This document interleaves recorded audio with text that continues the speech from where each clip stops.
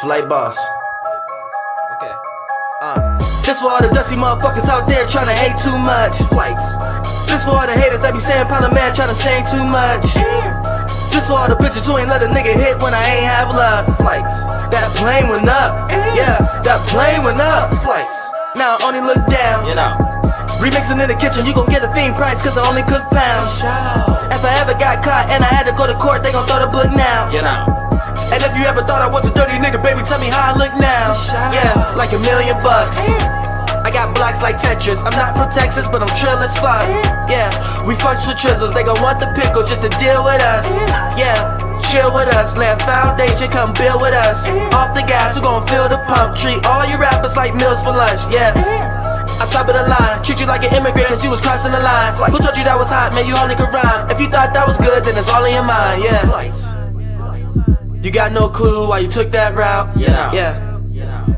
If I was you, I wouldn't put that out, for sure, yeah. And if you thought that was fire, I'ma put that out. No water hose is needed, just flows intrigue with some quotes from Jesus and my goals and reasons. Like, listen dawg, don't get your bitch involved. She's like a dick and ball, she gon' choke this evening. I'm trying to get my foot in the door, but right now a nigga close to leaving, goddamn. If you don't like me, you're hating. Or change your Uriel for Sagan. Don't make me put one in your anus. Ask me where I live, is Uranus. Oh, this for all the low class bitches out there that be fucking for the rent. Flights. This for all the broke ass niggas out there touching nothing but some land. You a whole ass dude, when I jump at you, I motherfucking flinch. Flights. I have no clue, but a motherfucker flew like a motherfucker blimp, yeah. Not from this planet, I done lost my wings and felt fucking stranded. Just abandoned, thanks up the plan to interrupt my landing. Can't understand it, I was underhanded. From one advancement, got shipped to earth, slept on a dusty canvas. Guns was blaming like Call of Duty, got your ride shaking like the bus on transit. Bust a cannon, so hot like you summer jamming. So much fire they could come for camping, yeah. Had to leave that hoe alone cause the cut was cramping. Flights. You know it ain't mine. You know it ain't mine. She going through changes, flown to Uranus, she going in time, yeah.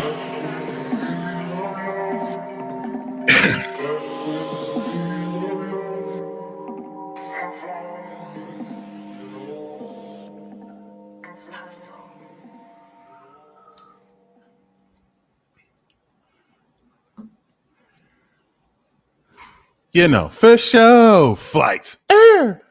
That song is actually called Uranus. It is one of my favorite Dolo songs, and if he had a greatest hits, it'd be one of the songs on the greatest hits. Woo! I felt a sudden burst of energy, y'all. I hope I'm not the only one. Yeah, I think this is set to be an epic transit talk. All my transit talks are publicly available, so you do not need to be a member to access the replay.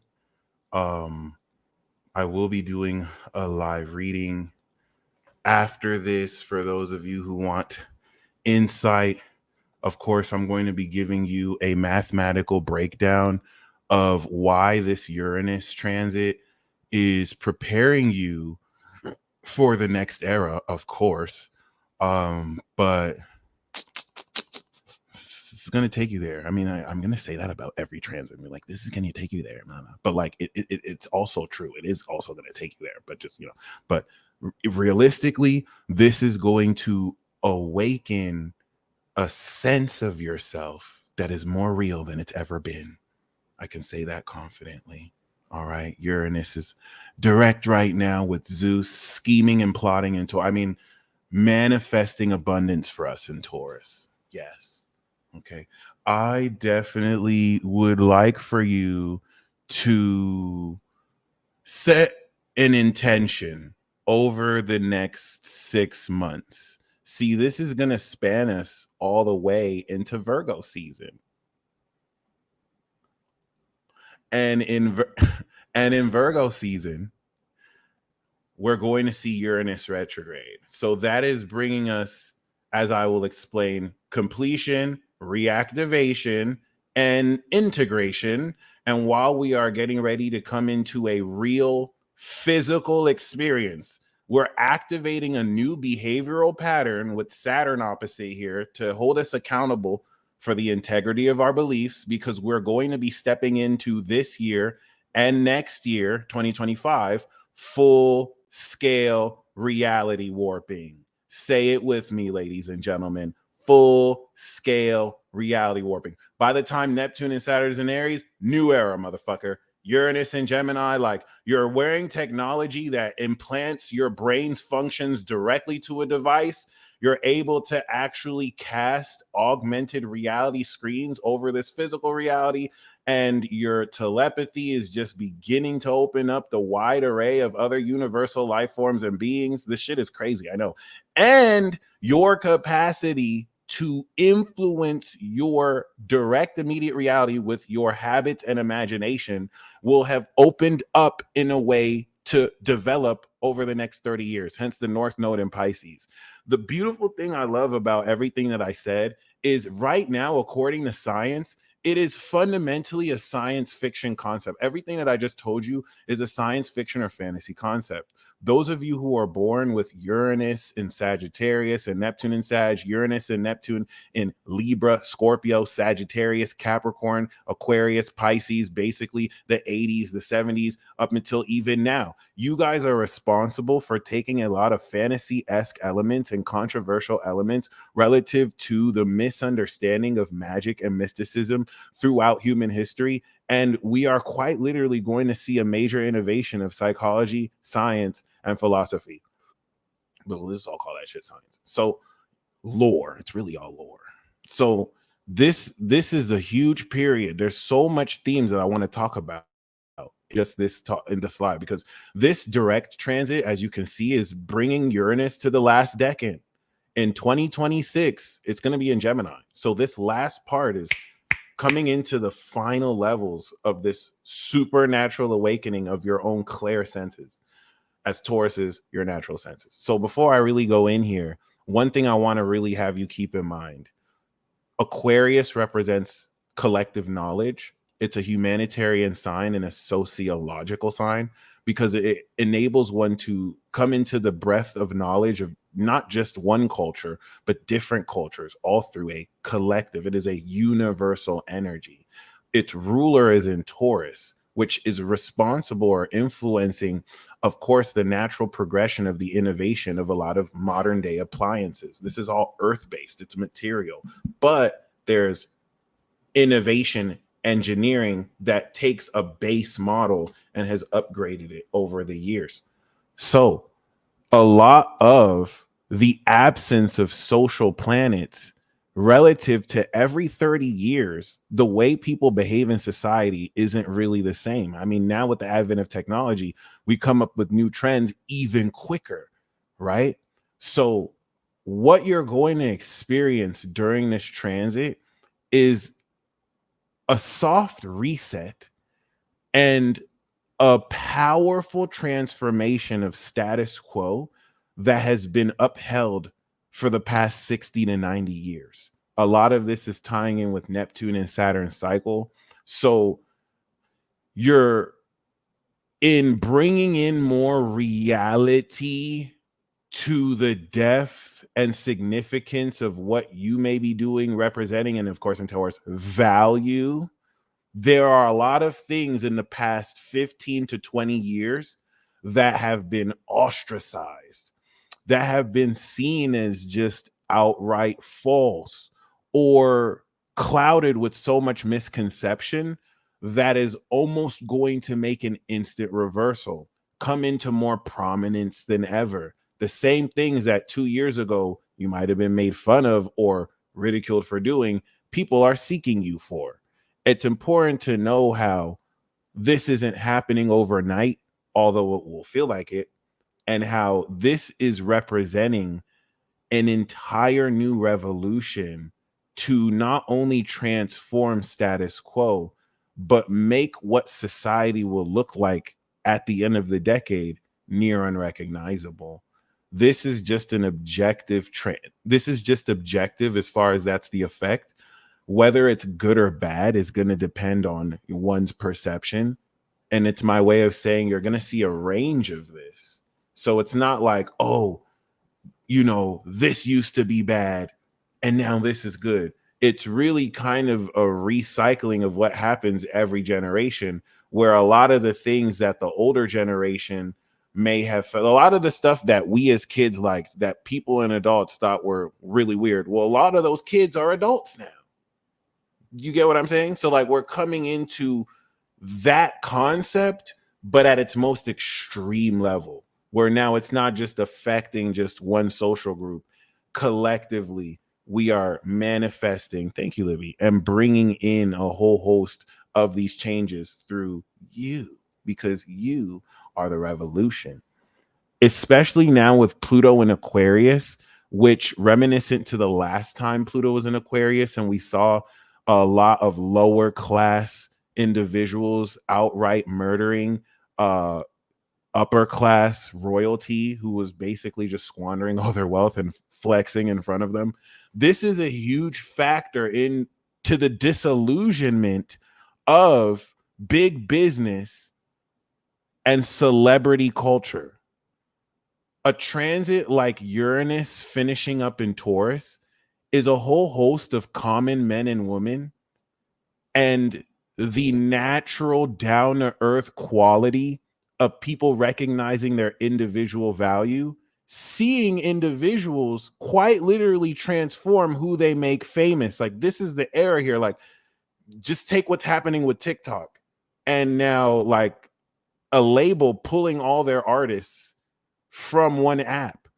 A transit like this moving forward is going to progress the trend of individuals like you and me saying, all right, fuck the label. We don't need to spend our money to fund these artists. We can all boycott these artists and we can choose who to put on.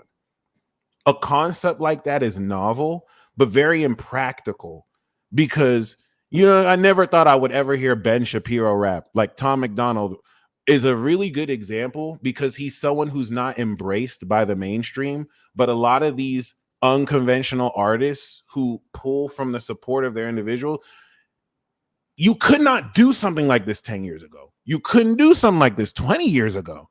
What happens when now you're actually able to manage a concept like this, and the mainstream backlash that certain individual artists get, it doesn't affect them anymore? You're going to see what's been building up. This is going to be a crazy spillover. Okay. So it's very, it's very, very, very, very interesting because, for example, by the time, let me just give you a spoiler. By the time Uranus is in Gemini, like, the boycotting of mainstream acts and mainstream corporations is a fully organized thing. Like, you're logging into somewhere and you're seeing something that says, okay, today we're going to boycott this, boom, boom, boom, boom, boom. And it's not on some petty like strike thing. Uranus and Taurus is reawakening the quality of your worth, so that you don't get pimped out by these collective authorities. Now that there are greater technology and innovations for many of you to do what you're being sold. So that's just a major. Some people are going to look at it as like the end of mainstream. No, the corporations know how to adapt. So it's just going to be you taking your power back, and artists owning their masters. You feel me? But what you're getting ready to see here through this is a full-on revolution through you at the convenience of your computer screen. I'm not going to say Occupy Wall Street because that was so horrendously ineffective. But like, what if it actually worked? Because instead of now protesting the people with no consciousness, you are effectively boycotting their shit.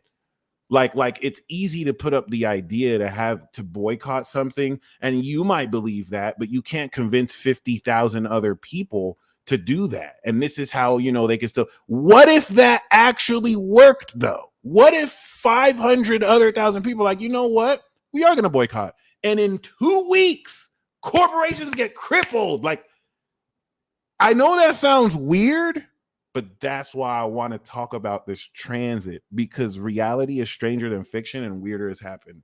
All right. a really, really, really good, um, a really, really, really good quality of, or a really interesting callback was the Wall Street bets when Uranus had just initially entered Taurus and Saturn entered Aquarius. That was a sneak peek of what happens when just a small group of people band together. It's not a joke. It's not a game. Like, all of this is going to prepare a lot of the revolutionary ideas during Uranus and Gemini 2026. It's just now at this stage where Uranus is going to finally transit the final degrees of Taurus, and Saturn is beginning to end the world in Pisces, and Pluto is finally awakening humanity, right? Straight like that. Greater regulation. Mind you, this is preparing for Saturn to come through here. 2031, Saturn and Uranus will be in Cancer. And that's where we're going to integrate everything that's been activating since the 2010s. Okay. So like 2010s, mid 2020s. No, we're in the mid 2020s now, but for sure 2010s. So when we deal with Uranus, Uranus is after Saturn. It's trans-Saturnian. Saturn, the established limits of the boundaries of a system or what works, right? Don't fix what's not broken. Uranus is the innovation, the revolution that comes to the system and is seen as crazy before it's seen as genius, because they saw the innovation before other people see it.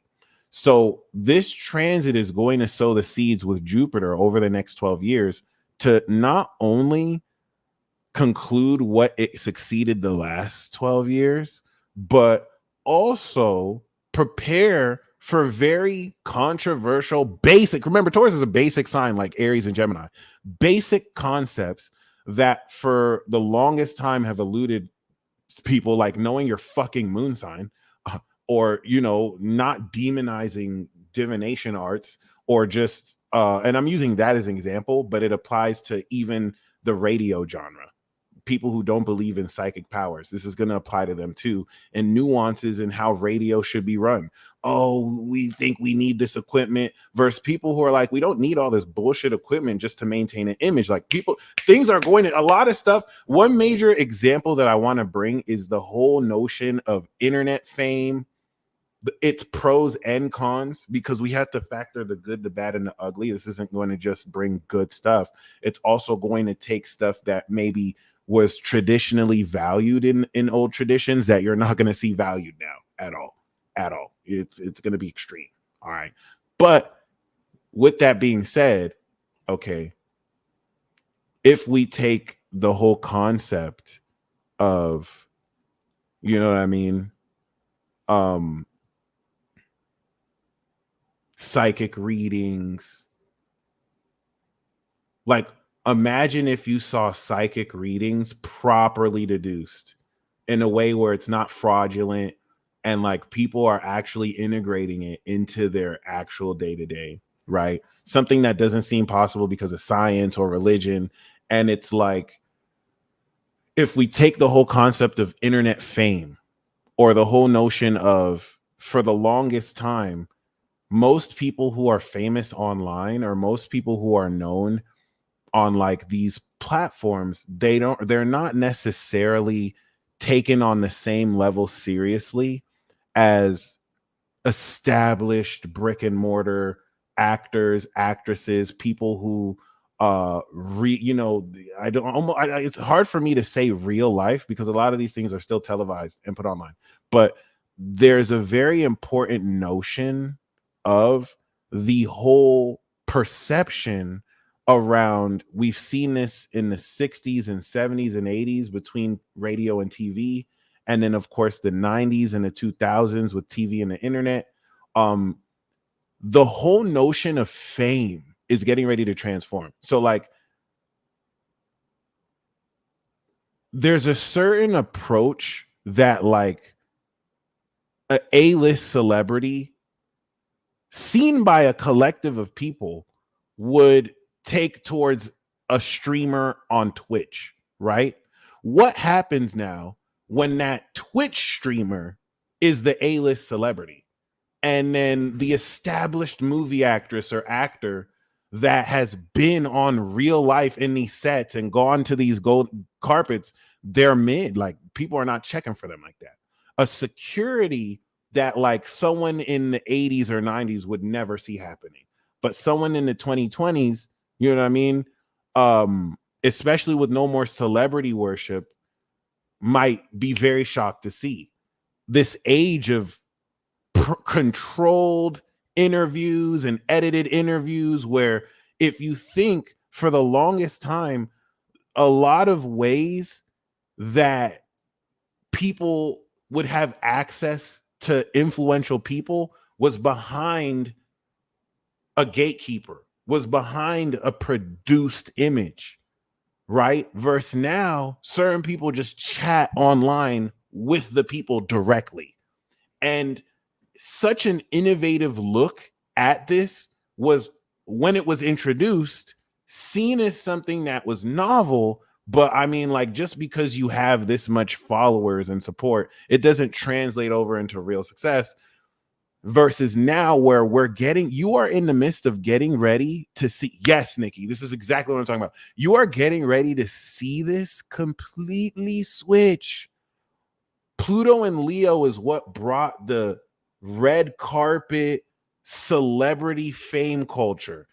Did it exist before Pluto Leo? Yes. People have exhibited this in the old Victorian eras, back where you had jesters, kings and queens. But let's talk recently and relevantly to the 50s and the 40s. The conformist culture that used advertisements through the television to shape culture. What happens now if all those values in a Pluto and Aquarius are quite literally opposite? If everything, because a lot of the people who really are behind these values have passed away, and now you have a younger generation of people who never really care. And Sagittariuses do change the game.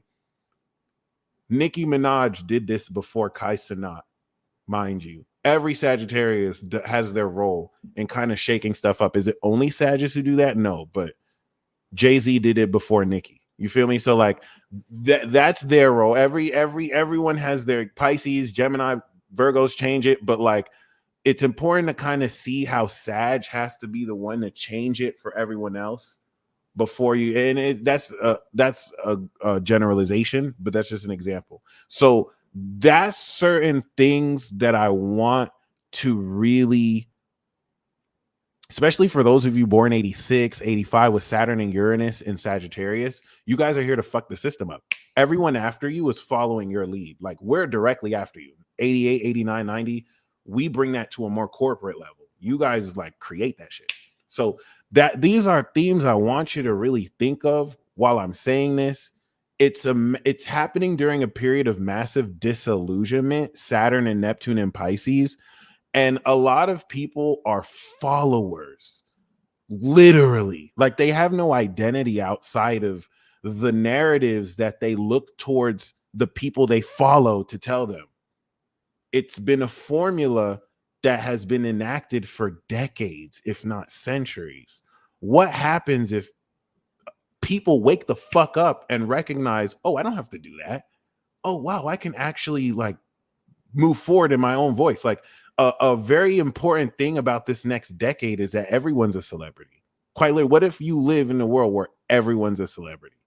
The plumber, the dentist, the teacher, they still have their professions, but we're now honoring, and people are able, it's not being given them.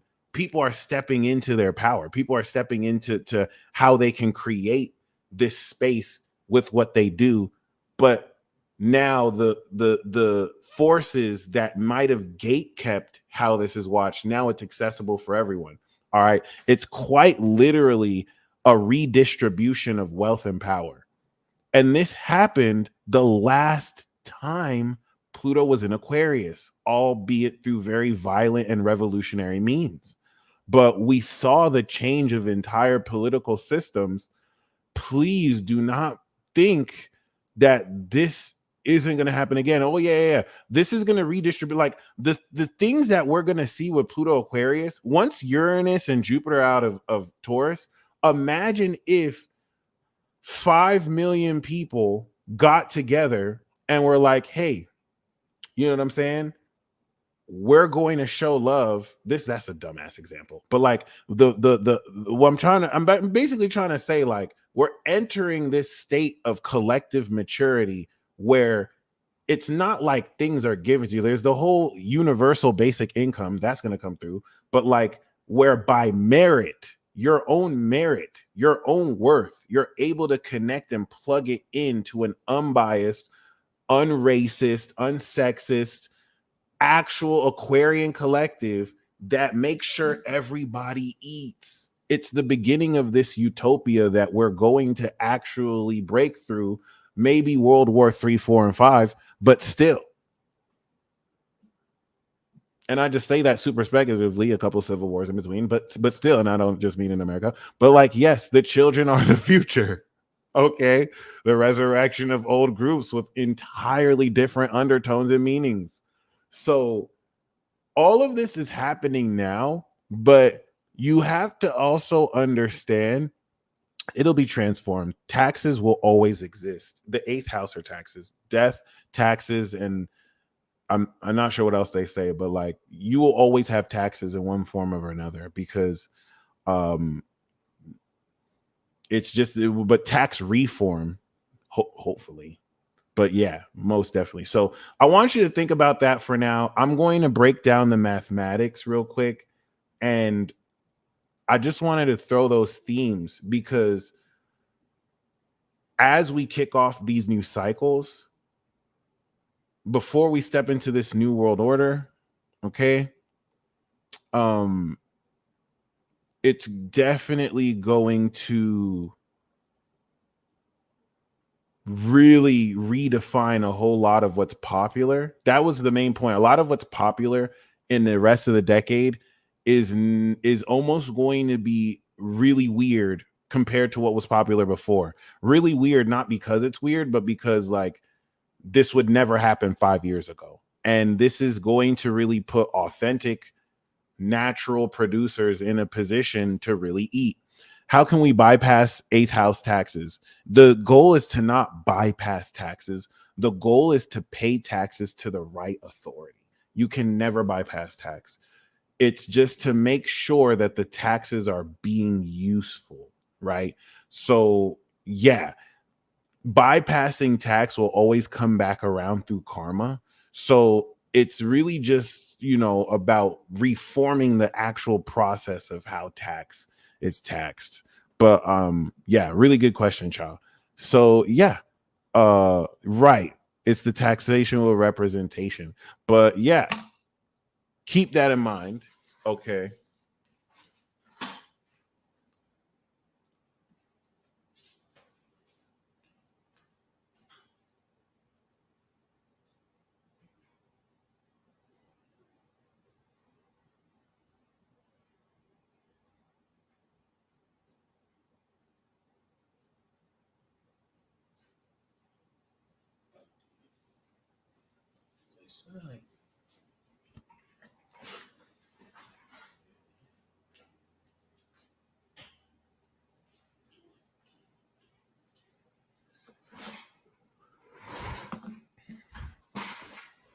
All right, y'all. So as you can see,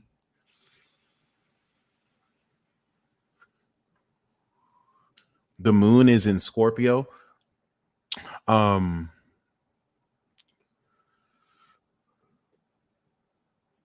And it's completing this Aquarius cycle.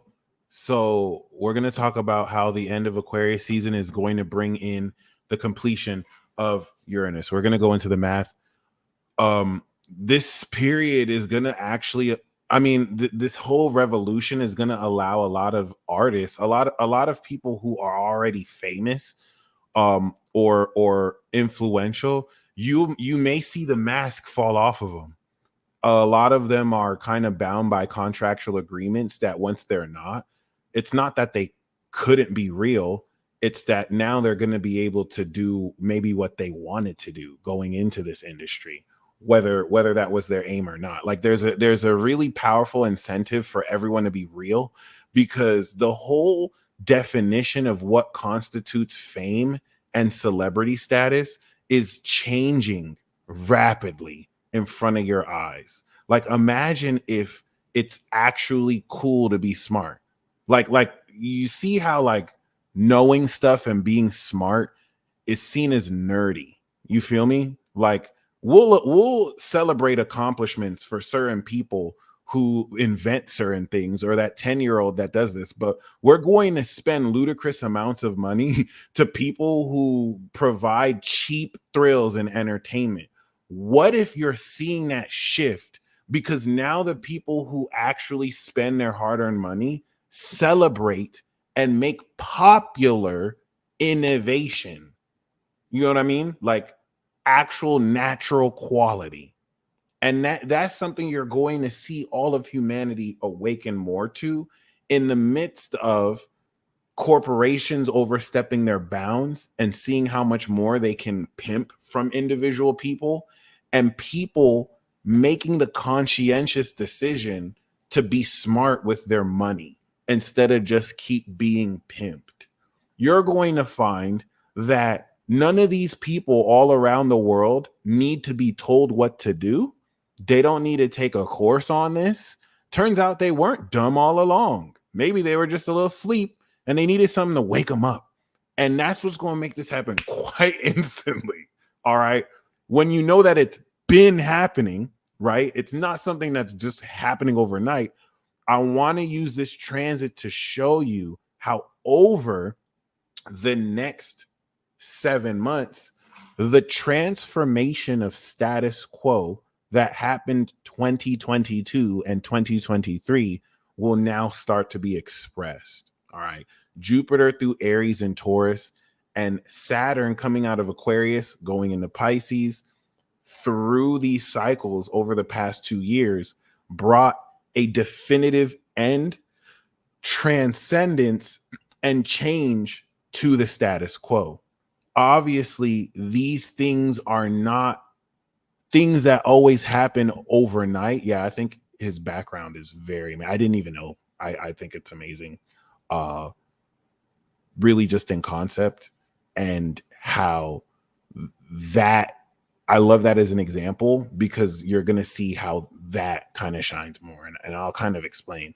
But yeah, a lot of the conclusion of if anything, just the Saturn cycle alone since 93, right? We can even just take 93, 95, 97.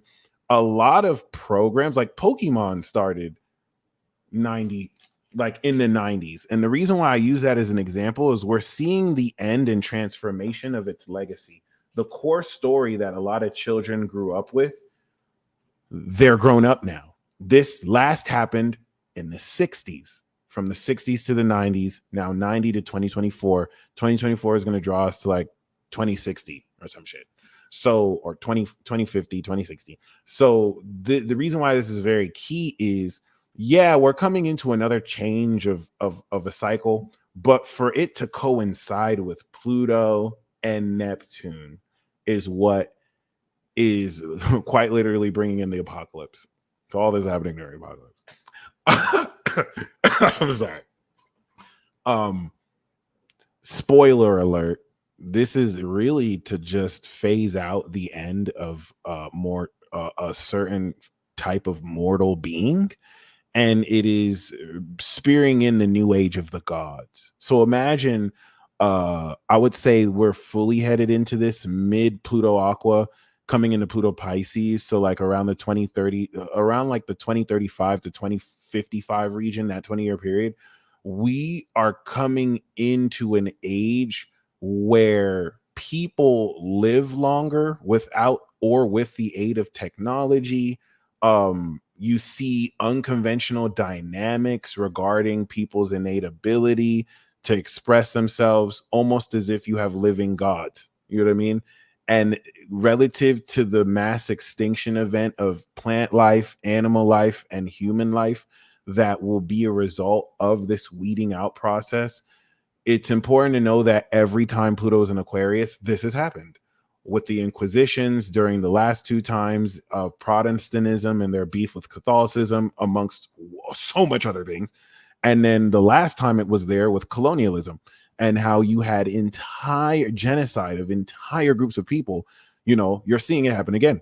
But this is also going to introduce unconventional elements that you can't be taught in school and that science is not yet caught up to or ever will really. So let us get started, shall we?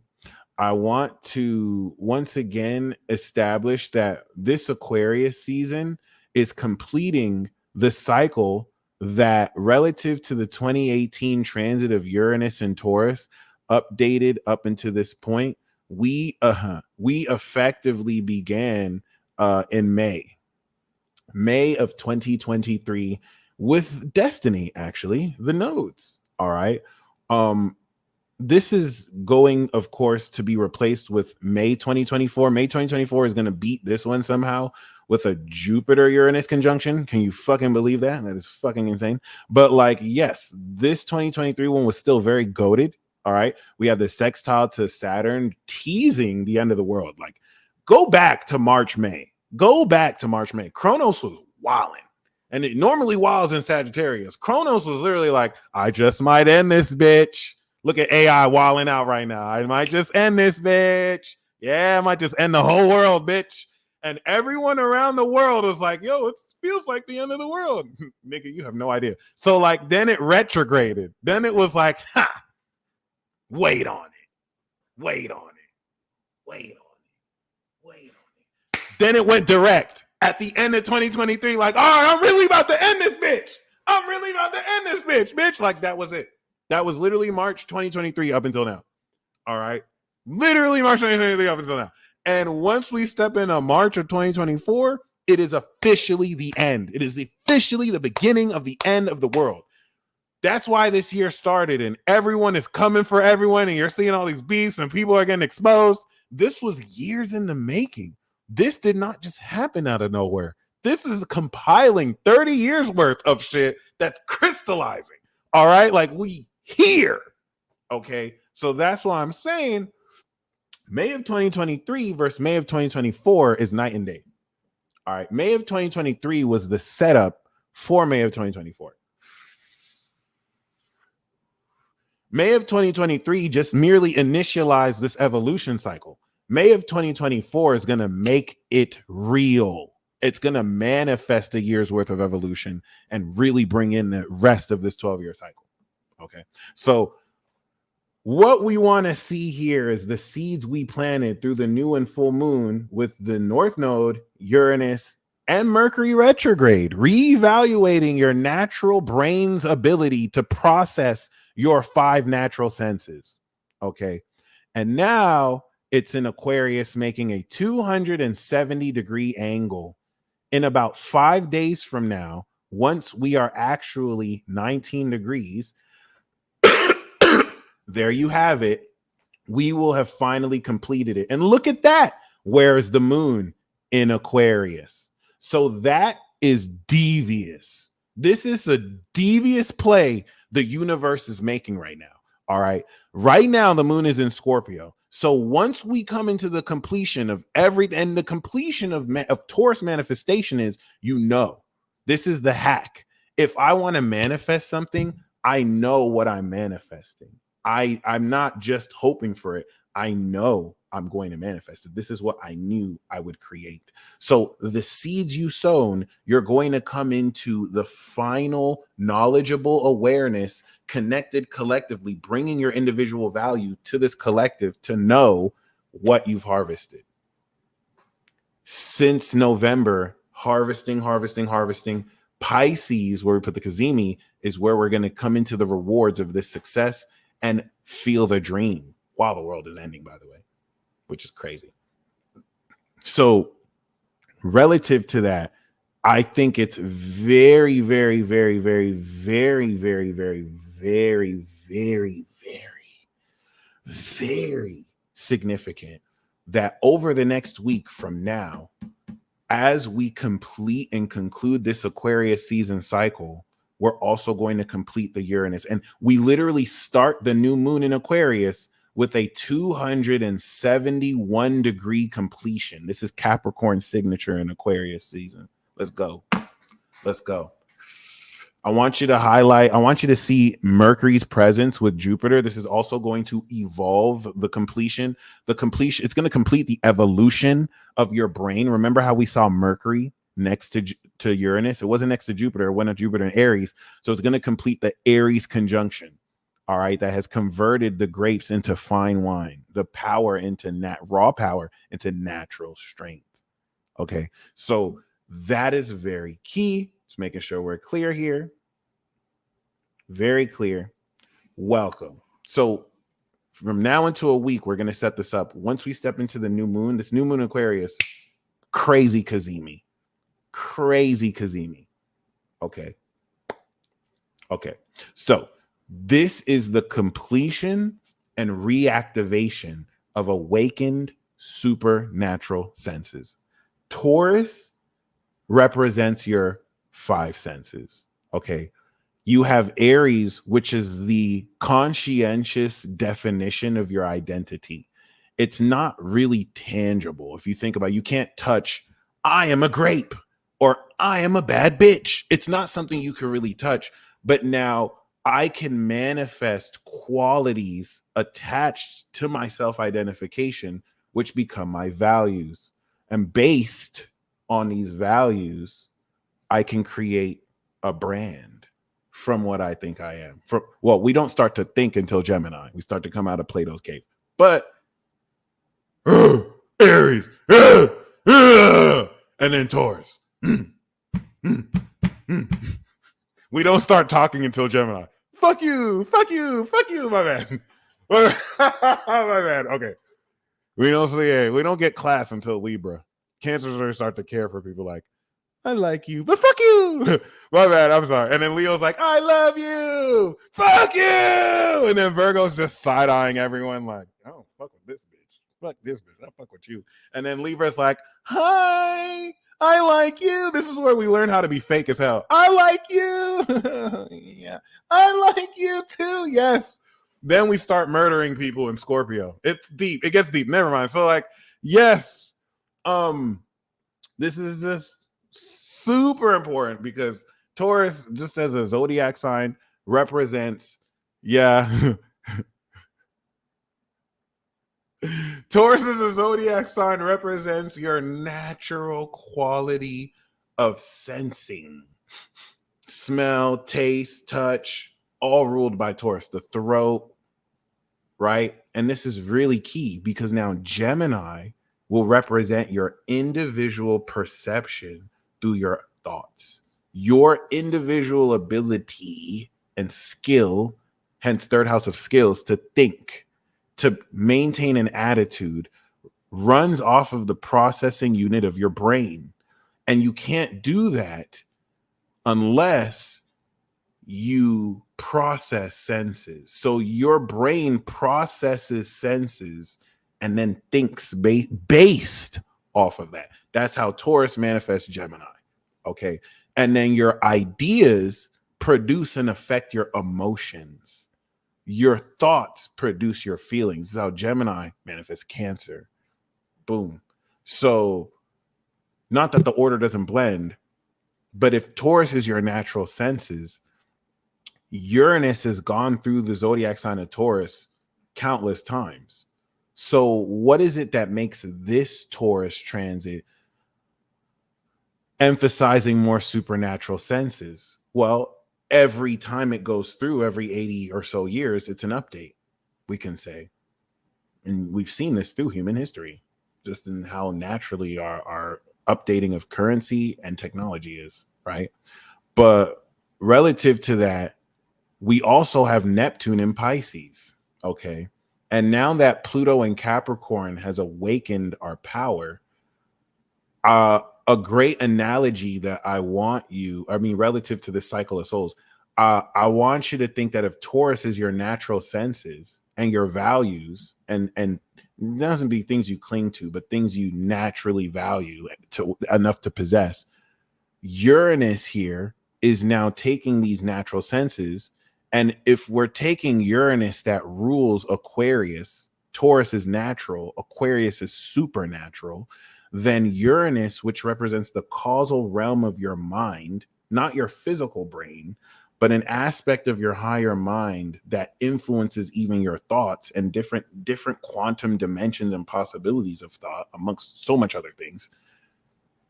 We can pertain Uranus to be extra dimensional, the ability to channel energies outside the physical. When we put that in an earth physical sign of Taurus, it is now taking your natural senses and it's making them supernatural senses. So even though before 2018, many of you have experienced clair senses, 2018 and post, the consistency and strength of your clair senses have gradually increased. All right. And once we come into 2026, it's at the final level. You've tuned it up. So now we can fully go into the magic of our ideas and innovating these revolutionary ideas, because hell, now when I hear, I can also listen to people's thoughts, not just their words. And whereas before, in tuning this in, it was somewhat unstable because I hadn't fully strengthened it. Now the channel is strong like a frequency and bandwidth with which I can maintain solidly. That's all Taurus is for. It's literally manifesting our supernatural potential that has been built through the 80s, through the 90s, through the 2000s, through the 2010s. Boom. Okay. And it's cool because you've experienced this. This is why I'm saying you're the revolution. You have fine-tuned experiences that in the advent of the innovation of science can finally put to words experiences that have just been thrown in the bin of fantasy and science fiction. Okay. This is where Uranus represents innovation and the genius that isn't seen. Because, you know, if you even take this practice that has been studied for ages, it's still poorly misunderstood, but it is every bit as accurate as sciences that are for some reason taken serious.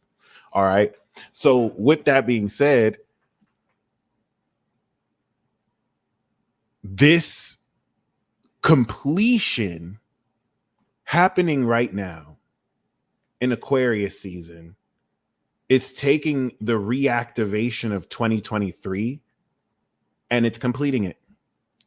And then we're going to reactivate May of 2024. And then we're going to reactivate May of 2025. And then we're going to reactivate in Gemini 2026. Once we reactivate in Gemini, we're no longer we're not activating senses. Now we're activating revolutionary ideas. That's going to shift things considerably. It's going to change a lot before Saturn comes through and change everything. So the next couple of years, really the next year is the last one. I'm actually just going to show you. Once again, this is basically going to prepare. So let's actually get this. Yeah, they call a lot of stuff, but remember, psychology was seen as pseudo. And that's why I want to show you how a lot of things, telepathy, I believe, is ruled by Libra. If you think telepathy is the power of directing thoughts, and Libra is cardinal air. So like it's a superpower. Telepathy is a Libra superpower.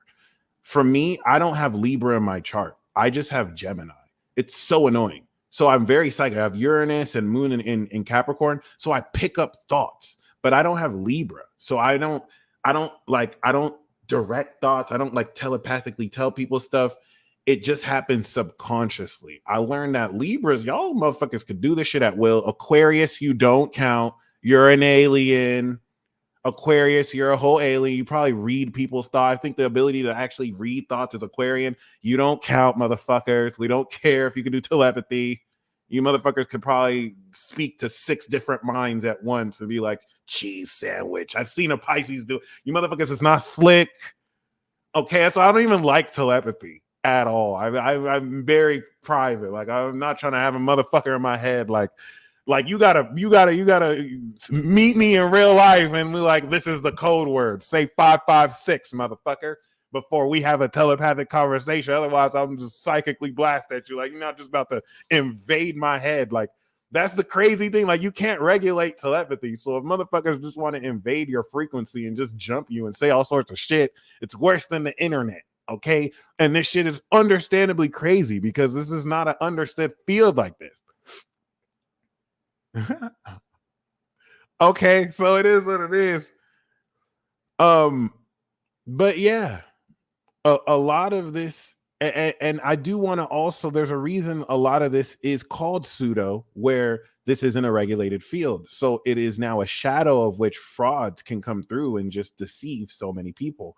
And because you don't have authorities yet fully into here, yeah, Geminis be telepathic, but it's in a much more magical way. It's in a way where it's just synced. Like, Gemini is going to say what you were just about to think, but we don't always know that you were just about to say that. It just comes out like that. Like you'll be thinking jelly bean sandwich, and then we're just like, oh, you want a jelly bean sandwich? And you're like, what the fuck? And it'd be vice versa too. But it's not like Libra and Aquarius that know what they're doing. I mean, some Geminis know what they're doing. So I'm not going to speak on every Gemini, but like, Gemini is a more childlike, magical experience of it. We open the doorway out into it. And so, like, 7-year-olds, we don't know we freaked you the fuck out. Like, we were just saying exactly what you thought. It is what it is. Lots of accidental telepathy. Like, we'll think something and then someone will say it. And now we're like, bitch, did you just read my mind? And they don't even know, or they do. So it is what it is. And of course, this happens to everybody. Gemini says what everyone wants to say, but didn't say. And then they blame us for saying it. Like, what? You guys were thinking it. You were thinking it. All right, cool. So,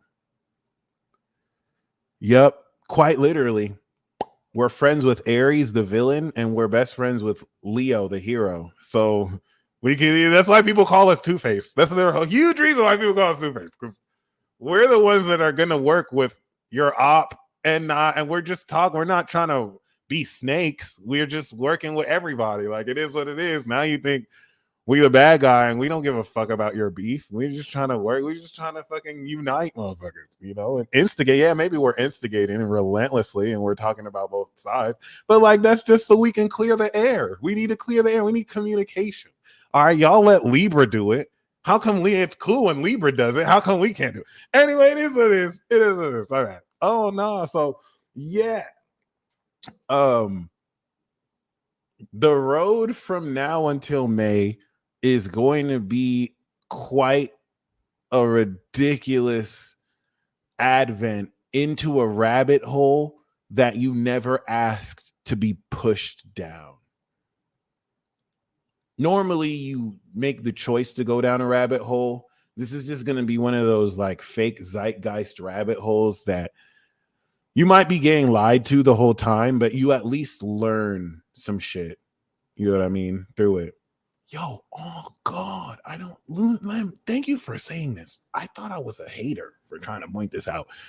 It's crazy. Like, first of all, y'all need to understand Libra is Gemini. Libra, like, the only difference between Libra and Gemini is that Libra does everything Gemini thinks of doing. We're just going to think about it. Like, we play with the idea. We're going to say things to see how it sounds. We're not going to really mean it, but like, we like the idea of things. The only difference between Libra and Gemini is Libra actually does it. They don't just think it. They're like, all right, I'm going to do this. I'm going to do this with this person. And like, people will be mad at us because they're expecting us to be Libra. Like, bitch, I was just thinking about this shit. I just thought it was cool. Like, I wasn't serious. Like, what the fuck? And yeah, it is. But we still get blamed for what Libra does. It's just crazy. It is what it is. But yeah. Libras don't even go to sleep. That's what I learned. It's just like, working with the Libra, like, y'all don't even go to sleep. Y'all just be up making your dream life every day. Like, go to sleep, motherfucker. Like, what the fuck? Like, how you gonna be working? That's how I knew you guys were superheroes. Like, no, How do you go to sleep for 4 hours? You're up earlier than me. That don't even make no sense. You convinced people for so long. You, Sagittarius, Leo, just live a life worth passionate about. It keeps you up every day. You could have said you also have super fucking powers. Leo, you have this unadulterated passion that keeps you up at night because it's super strength. It's energy. Sagittarius, you're a literal god. Fuck you. And Libra, you have superpowers. So, like, of course, Virgo, Scorpio, you're in the mix. Cancer, you become Leo. You have some motherfucking superpowers. Talking about, no, you just have to really want it. You just have to be inspirational. You're talking, the other half are antisocial ass motherfuckers. Aquarius doesn't care. Pisces doesn't care. Aries doing their own thing. Taurus got their own shit. Gemini in their own world. Like, y'all just haters. I'm sorry. I'm trying to be a comedian. I think I'm funny, and it's a problem. Anyway, yes. I just had to call that out real quick because y'all stay flexing on us all the fucking time. That's why I really like this transit. This is all antisocial energy. Do you see how social Leo is empty? Social Virgo is empty. Social Libra has the South Node. That's departure. Social Scorpio is empty. All the antisocial energies are what's up. Okay. A stark contrast to previously, in previous years, where we had these outer planets in the 70s and 60s in social planets, where a lot of these things were actually organized. So it's something to be said, but I love the social signs. Like I love Libra, I love Leo, I love Virgo. Virgo is some of my favorite perspective, right? The only reason why I hate you guys is y'all keep flexing on us for no reason. It's like you throw us under the bus to flex for other people. All right. If you're a Taurus, if you're an Aries, if you're a Pisces, if you're an Aquarius, I want you to confirm this for me. Comment a number 1. Isn't it always the Libras and the Leos and the Virgos like, we go outside. We go outside. We got a real Virgo is always like, I live a real life. My life is real. Leo and Libra are like, we go outside. We go outside. And Cancer is a whole homebody. Cancer don't care. Aries do their own shit. Aries don't care. Aquarius is in space, motherfucker. They act like they social. Like, y'all motherfuckers flex for no reason. We go outside. We're outside. We do fly shit outside. We shop at this place. We're in it. We go outside. We go outside. Virgo is a little different because Virgo is the hermit. Virgo is the only social motherfucker that's still a hermit. But they like still social though. That's what y'all forget about. They like solo dolo places, but they still a hermit. But it's just like and then Sagittarius tries to play both sides. Sag, you are not slick. You be pretending you super social, but then I don't need to be social. You pretend when you're with Libra, you're the most social person ever. When you're with Aquarius, I don't even like to go outside. Pick one. Pick one. Pick one. Stop. You're not slick. You're not slick. You're throwing everyone under the bus. Jesus. I'm sorry. I'm just being a negative Nancy. I'm sorry. See, if I wasn't so lame, I wouldn't have gotten flexed on. I should just stop being lame. I should just go outside with Libra and just be cool. I should just become cool. Never mind. Forget what I was saying. I'm glad for everyone who commented one no. You know what the fuck is up. You know it's not just me out here. You know it's not just me. It's like how you gain your whole identity on dealing with other people. Like your whole identity is based on being social and outside, and you can't even be by yourself. Can you even imagine these motherfuckers home by themselves, just depressed as fuck? Like, I have to sit with my own thoughts. I can't call somebody now. Like, I have to actually be alone. Like, yeah. You bet you should stop making fun of homebodies. How about that? How about inside? Some motherfuckers just like to stay inside. How about that? How about that? And we're not lame. Maybe we're not lame. And maybe we're not lame. Yeah. Yeah. Maybe some motherfuckers just like to just watch YouTube all day. Like this shit is cool. What's up, motherfucker? Thank you. It is what it is.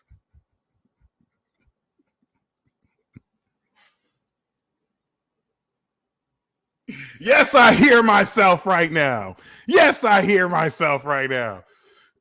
Oh, God. Anyway, yeah. I just had to throw back some shots.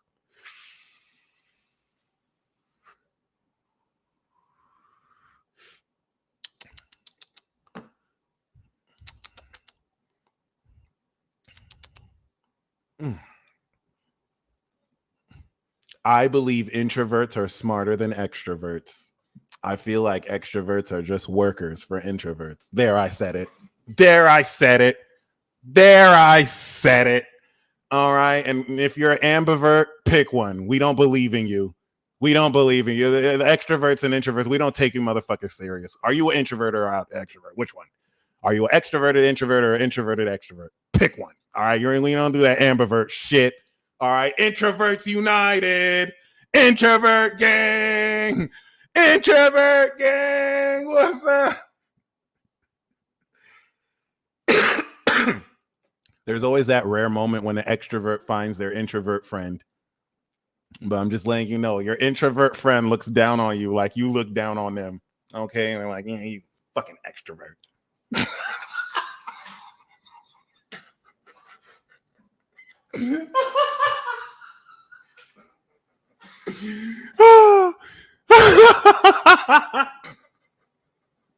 This motherfucker always goes outside. What the fuck? Always trying to invite me out. I have to fucking make excuses why I can't go. And then the extrovert's like, fucking introvert. Motherfucker always stays inside. Can't come outside. See, y'all don't even know y'all made for each other. It's crazy. Projector gang. Projector gang. All right. Reality really is stranger than fiction. No. This crazy thing is when introverts get together, right? Motherfuckers start talking. It's crazy. When introverts get together, the motherfuckers talk a lot. It's crazy. Like, and I learned it's science. It's negative and positive. Tell me if I'm lying. Okay. And we're going to get back to the transit talk. Two positives make a positive. Okay. So you take a happy motherfucker and you take another happy motherfucker. Hey, I'm good. I'm good too. Oh shit. Wow. Yeah. And it's positive. Right? And then positive and a negative equal a negative. Oh yeah, I'm having good in life. And I'm all right. I don't know. I think it kind of sucks. No, it's cool. It's cool. No, it kind of fucking sucks. I don't really like it. What's wrong, man? No, I think it becomes negative. All right. Positive, negative becomes negative. But listen, did you know negative and negative is a positive? Negative times negative is a positive. You put two boring motherfuckers in a room, they have the funnest time ever. You take one boring motherfucker and you put another boring motherfucker, and those two have the most boring time, and it's fucking exciting. These motherfuckers start laughing. And that's how I knew math is for real. Math is fucking for real. This is crazy. This is fucking crazy. Some of you motherfuckers just need to find another boring ass motherfucker. You are thinking you need to be more exciting. No, you just need to find another boring ass motherfucker and you'll be straight. And you'll be straight. That's it. That's just math. That is just math, baby. Let's go. Yup, it's giving mid.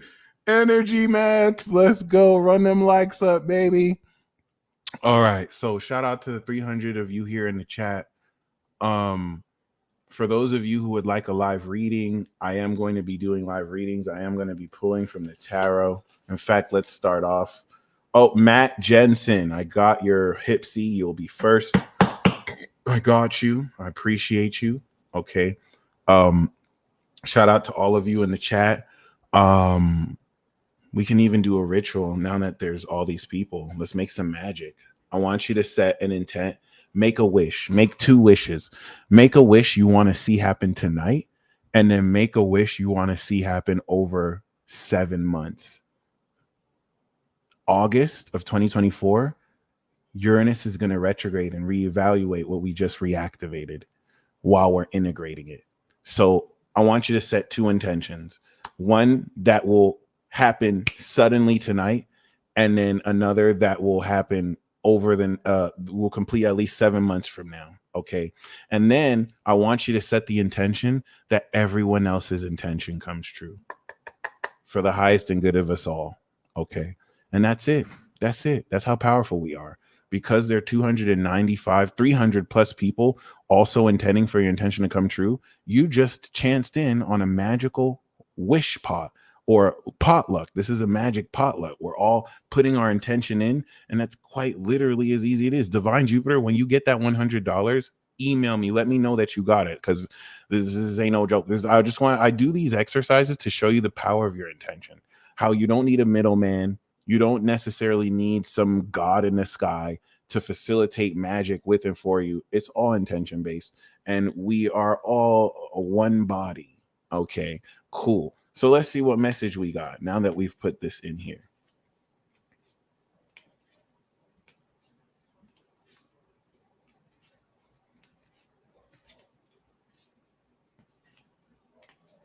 Cool.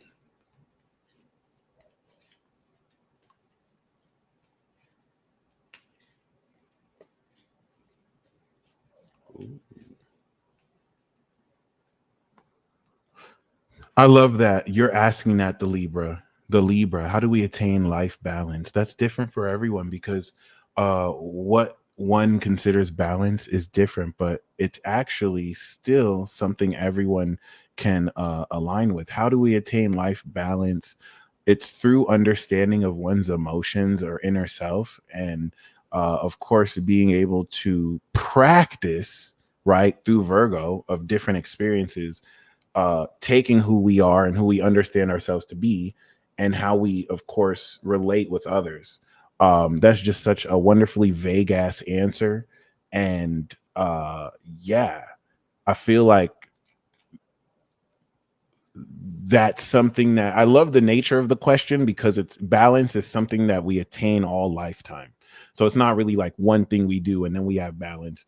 It's just like how when you have balance, you constantly have to adjust it, because we always have variables changing. So balance is just something we always have to strive for. Really great question that I tried my best to answer as quickly as I could, but was unfortunately very vague with. But we do have the King of Pentacles. This is Taurus. So the underlying theme of this transit is that you're going to be fucking rich as hell. This is a married man. So I don't care if you're a woman watching this, you're a married man and a sugar daddy now. Some of you, I don't want to say this is you manifesting a sugar daddy. You're a sugar daddy. This is you becoming your own sugar daddy. Like this is the maturation of wealth that enables you to make super huge investments and create financial inheritances for generations. But really, this speaks of the individual capacity for you to max out on your wealth potential. And we have the Ace of Swords. Yes. Yes. Oh my God. So this transit is marked by a brand new idea. And I feel like this Ace of Swords is this Aquarius season. This is a brand new idea and way of thinking that's going to quite literally revolutionize not only your finances, but your sense of quality, and how this is going to strike you into victory. All right. This Ace of Swords is very victorious. Oh my God. This is crazy. Oh my God. Okay. So we'll do a 5-card spread. The Wheel of Fortune.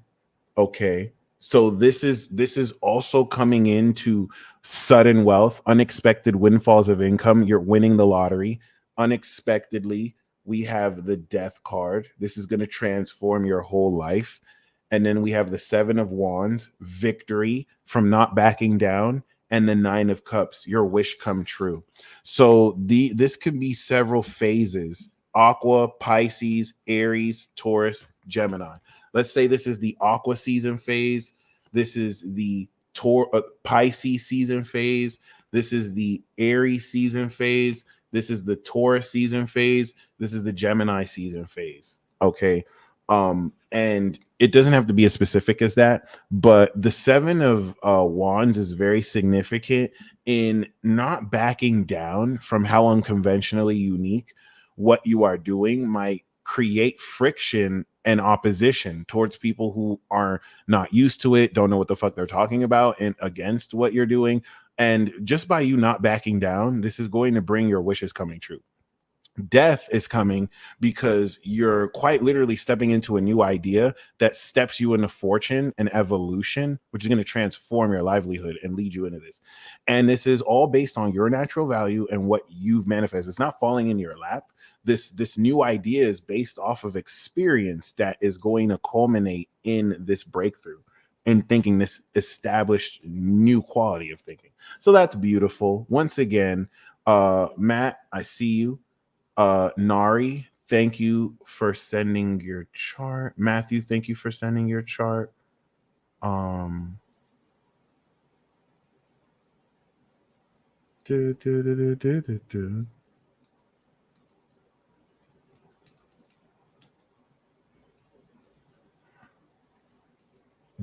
So cool. All right. So one thing I want to really open your mind to is that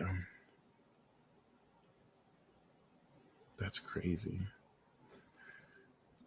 Uranus deals a lot with innovations and revolutions, and is as such is very controversial. There is a very stubborn quality and feel towards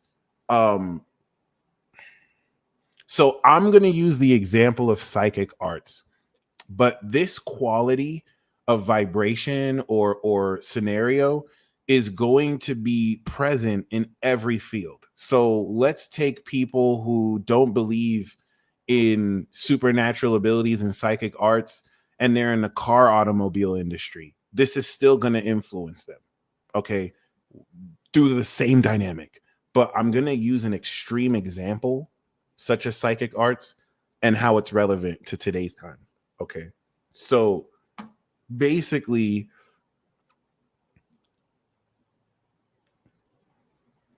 let's say you read tarot cards, and over the past 12-year Jupiter cycle, you have evolved considerably your quality of not only reading it, but reading it for other people, and then making it a way of your life, a profession, and connecting with others who also do this, transcending how you used to live your life before and redefining your identity based on everything you've accomplished with just this one skill. Okay. You know it's real because you've practiced it. So, like, compared to people who have beliefs and philosophy from the outside looking in, you really do this. Buddha AQ, flawless example. Okay. In fact, he hooked up the brothers at some point, and now he's hooking up everybody. All right. So, with that being said, if you think how controversial tarot reading is, I'm sure Buddha, like you, have gone through people looking at what you do, like, oh, get a real job. Oh, you're scamming people. Oh, tarot cards aren't even real. Mind you, the people saying this have zero experience doing any of this. It's not like they have put in 40 hours or 10,000 hours doing this. This is just their limited perspective. This is just what they were taught. This is what they've heard through hearsay, people philosophizing, them thinking they know anything because they've attached or ascribed some dumbass beliefs to it. I'm sorry, some beliefs to it, right?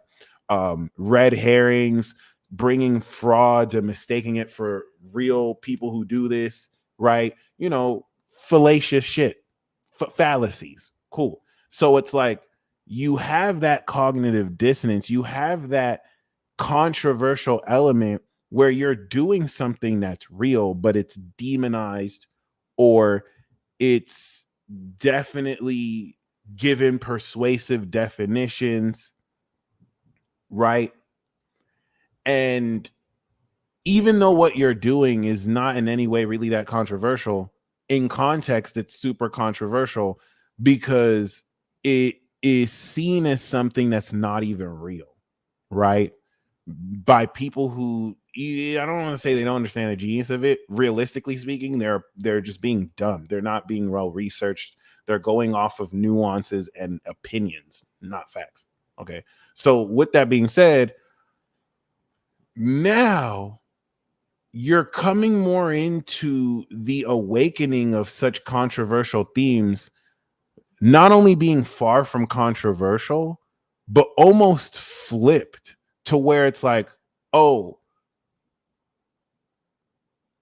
you don't know what a tarot reading is? Like, you've never gotten a tarot reading? You don't know what your moon sign is, right? Because of the advent of internet and how quickly word spreads, we're going to see almost overnight a flip of these things. Let's say you're in the automobile industry, maybe a way cars are produced, a new innovative way versus a tried true traditional way that manufacturers take more serious because you're using real parts. You know what I mean? This is just how it's done versus a new innovative way that may not be respected because it's not as understood. And this now starting to take over because, you know, it's fucking genius. And where I'm using the whole notion of pre-established notions, pre-established opinions that maybe for their time were relevant, but bitch, get with the times. Like, this shit, you're washed. Like, what are you doing? Like, you don't know what you're saying.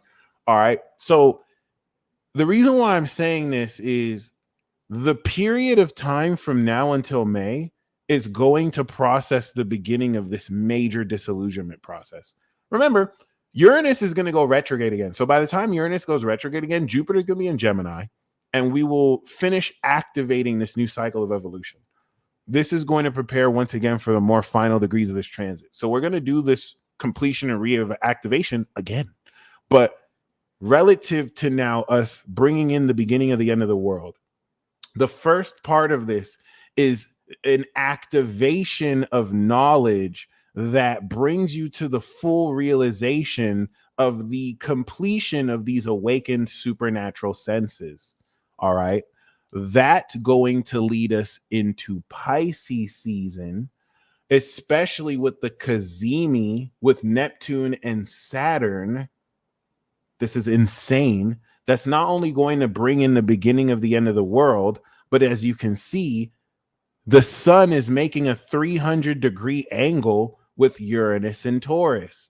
And this Aquarius signature is going to be the second stage completion of this harvest by us fully experiencing the promise God gave you of the seeds you planted. So for the first time since May of 2023, you are coming into the full experience of what these rewards are. Now you're just coming into an initial knowledge of it. Now you're going to fully experience who you're celebrating this with. And that's what's also coinciding with the brand new 30-year cycle. So this is like signing a deal. It's like signing a dream deal and contract. Okay. Cool. This is also going to considerably shift in sowing these seeds over the next 30 years and 200 years or 150 with Neptune. This is also going to influence the shift of perspective of how you believe in yourself so that you move in that direction during Aries season. Watcha! Once we start this eclipse here with this Cazimi, okay, this is going to quite literally transcend a whole host of who we even believe we are, because now we are activating at a raw individual level the actions that are expressing these completed supernatural senses, to the point that the way that which we move forward on these individual North Nodal missions unlocked with Chiron are activating a much literal newer way with Pluto and Aquarius of pioneering how it is you're more comfortable with identifying yourself. It's going to be a transit like this where now, if you were ever hesitant to be like, oh yeah, I'm a magician or I'm a starseed, now you're like, I'm a starseed, bitch. I come from Lyra, ho. What's up? Oh, you don't even know about, you don't even believe in him. Like, there's a fire here because now this awakening of senses ties together metaphysical concepts that you've always felt but weren't tangible to you until now. Consistent to the point you can practice it, you can replicate it over. Welcome to the revolution. All right. And that brings in the individual mission that you will harvest in October. Some of you have always been confident about this, but it's being backed with more knowledge. Shout out to the angels. Jupiter's getting ready to evolve you. All right. So once we step into, so I just want to kind of conclude, this is the balsamic phase, 330 degrees, Pisces signature from Uranus and Jupiter. All right. This is all getting ready to reactivate. But one thing we want to be clear here, Aquarius, Pisces, and Aries season are huge. Pisces, we got Saturn, Neptune. Aries, we got the eclipse. We don't let up a single day this year. This year is like ridiculous. All right, cool. Once we now step into May, it's reactivation time. It's considerably reactivation time, especially post new moon. All right, we're officially going to do this on the 13th, where the open door of feeling how natural the activation of everything is will set in. Actually, the 13th, 14th, we're going to have a 23 degree. Wow. So it'll also begin to start integrating. Venus is going to be in its dignity. And it's something to be said because last year, 2023, we had Mercury in Taurus. Now we have Venus in Taurus.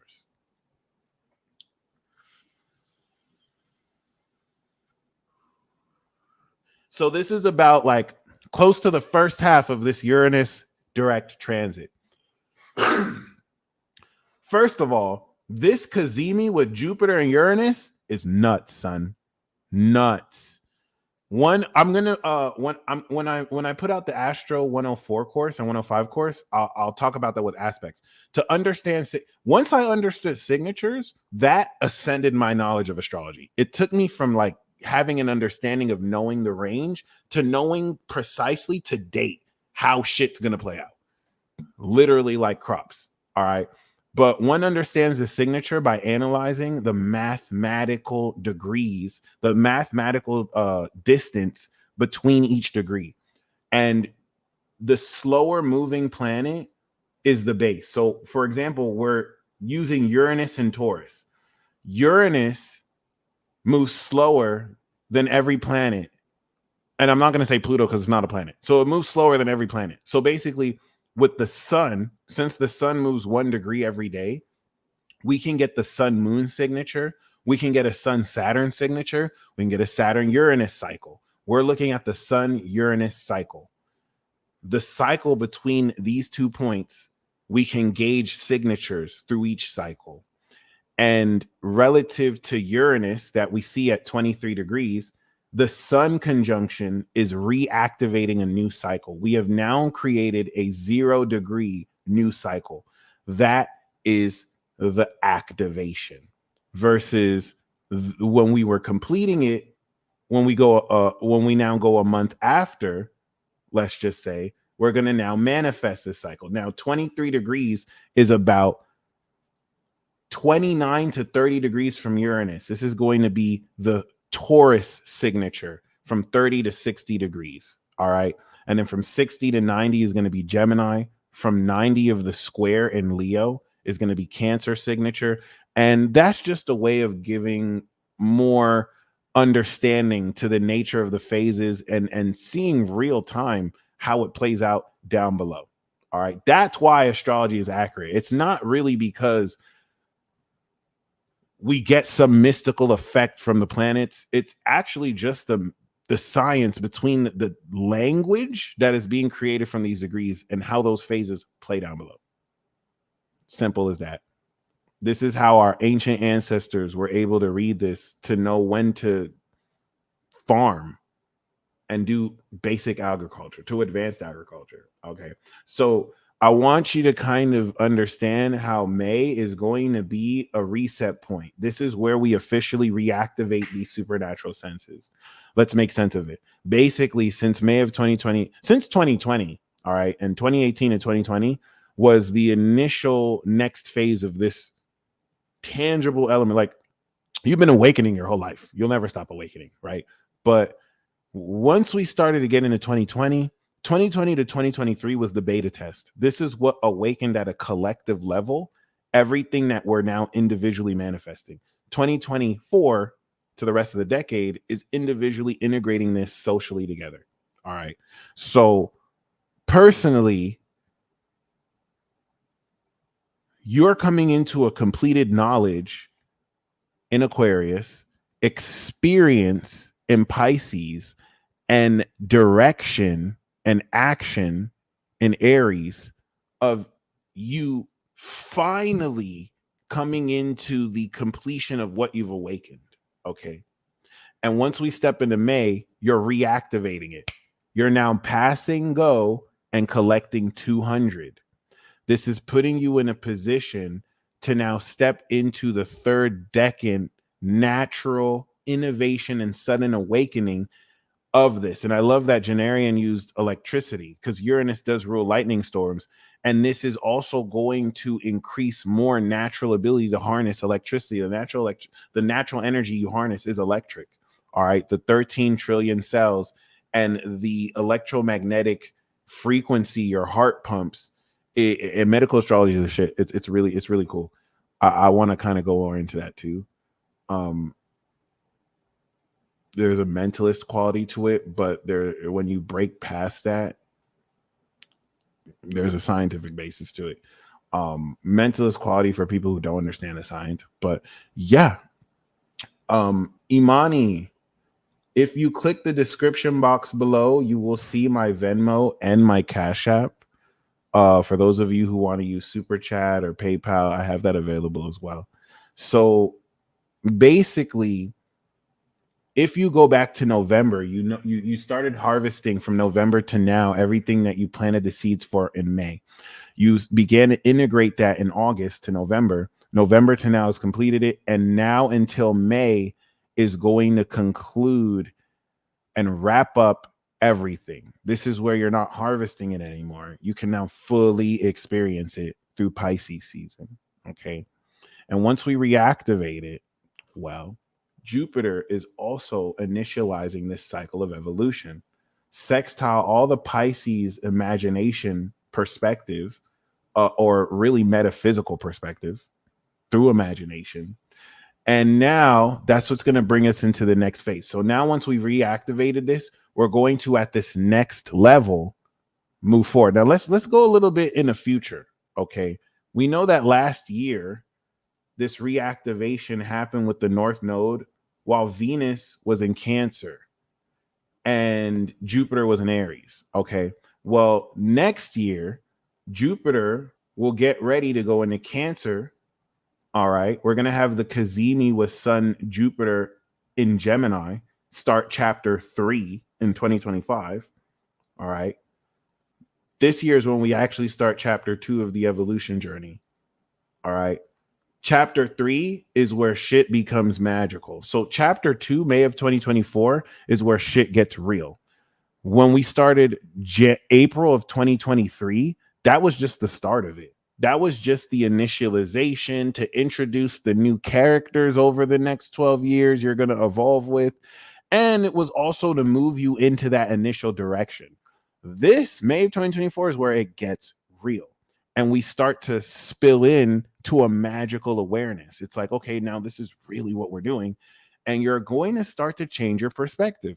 2025 is where shit gets magical. It's going to be magical all year this year, but that's where we truly activate the magic. And we start to now take this value we've manifested that's real and open up the doorway of all the possibilities we can think of. Gemini, boom. All right. So next year, we're going to see Neptune touch Aries, the beginning of a new era.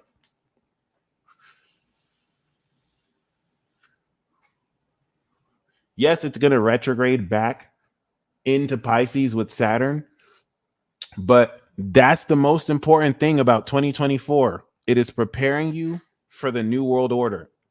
Okay. Hence the elections happening in America and whatever wars or revolutions that sparks. All right. Anyway, in a month, once we get into June of 2024, this is going to now produce a very intellectual understanding during a Kazemi with Mercury of your brain processing and heart, with Jupiter beginning to evolve your brain's potential, trine Pluto. And you're going to take this reactivation of senses and begin to manifest the intellectual awareness analyzed in Virgo of actually experiencing it. Like, oh, wow, my senses are really enhanced. Okay, this is you now understanding what it is. Then in Cancer, the idea of this is going to direct the feeling of how to develop the attitude and flow of these senses. Because this is happening at the end of the degree and sign, this is going to spill over into the next sign, build up, and then reactivate. Once we now step into August, this is where not only does Mercury begin to retrograde, but we will now at this 90-degree angle start integrating the reactivation of our supernatural senses. Pluto will also retrograde back into Capricorn. And that's where, as we are now starting to integrate these new senses socially into practicing how we actually really experience these modifications of the supernatural qualities of our body during that new moon, Uranus starts to retrograde. So I have just broke down mathematically in simplistic fashion how exactly this is going to phase out for us. From now until May, you're coming into the full completion of what the North Node of Destiny in May of 2023 basically was the seeds you were meant to put in. And the reason why that's important is there's a lot back then that you may not have been able to see as real because it was just a dream. That's real as fuck now. Like in just like a short 6 months, it's like, ooh, oh. So this is coming into the harvest. And then we're using that to re-up in May. And by August, September, we are quite literally seeing this express itself. But the significance of this is now Jupiter squaring Saturn and the new moon in Virgo, getting ready to change the whole game relative to this new zeitgeist of information. And come back to this point, because you're going to see, oh, the peace dealer knew he's talking about zeitgeist of information. My bad. All right. So yeah, that in a nutshell is the math of this Uranus direct transit. It's from now until September going to take your natural ability to sense energy, awaken more of your supernatural potential through your clair senses and otherworldly senses, and break you through an old traditional fallacious reasoning around supernatural gifts as fantasy and sci-fi, and at just a smaller increment revolutionize and innovate more how it's seen. It's not going to be until the end of the decade, once like Saturn is closer to Cancer and Leo and Virgo and the social signs, that we start to integrate this socially, and we now start to see more of these things become way mainstream. But it's really highlighting your individual contribution into this revolution and innovation. It's also going to attract at a very uncomfortable level dumbass muggles. I hate the word muggle, but it's the best description. People willingly ignorant towards the, yes, I'm going to say it, magical or magic nature and potential of really anything, and who refuse to look at everything outside of some empiricist, materialist, reductionist lens. Idiots, as I call them. All right. Some of these idiots are super intelligent and well accomplished, but they're still idiots. Okay. So with that being said, this, because you are standing on values that have been tried and tested through you, will be directly in conflict with the disillusionment of people who may have felt that none of this was ever possible. And this, once again, could be in an automobile trade industry between people who don't even believe in psychic powers. This is really just more about innovation versus old methods. Okay. And you're going to be showing improving, because now, up until this point, a lot of you have carried the faith of your own abilities through periods where this wasn't even awakened at the quality it was. Now you're able to command your own expertise at the snap of your fingers. It hit different. And this is what's going to drive this transformation of the status quo. It's just in an area like now, you just may not be as aware how revolutionary it is until like later when you look in hindsight on, wow, we really were a part of it. Okay. Anyway, other things I kind of want to mention, other than the angles from the sun Uranus, are the relationship between Uranus and Neptune Saturn. When Uranus entered Taurus, Saturn was leaving Sag. It was coming into Cap. It went through Aquarius, and now it's in Pisces. Eventually, Saturn will meet Uranus in Gemini and Cancer. So this, by the time we retrograde, is going to begin to reevaluate the integration of how you take these newer awakened senses and balance it through Libra season and the eclipse with other people. That's quite literally it. That's quite literally it. So yeah, I want you to get very excited. Jupiter and Gemini is going to prepare the third stage activation. And after Gemini, we're done activating. At least the evolution. We're going to activate Neptune and Saturn. But yeah, this is what's going to really begin to set the frame. All right. Once the frame is set, Jupiter and Gemini is going to bring the next 6-7 years of frame wars. Frame wars representing an argument and a magical battle. Magical battle meaning it's an argument of people deciding what frame to perceive reality through. And in order to participate in a frame war, you have to set your frame. And yeah, you can't escape frame wars, because frame wars have existed since the dawn of mankind. The proliferation of advertisements that bombard your frequencies in order to convince you to set another frame upon your life is just a common example of an everyday frame war that people play at a subconscious level. So what happens when it's super conscious and you're more aware than ever of the, things at stake and the metaphysical to physical quality of everything? This is just going to readjust a lot of how you approach this.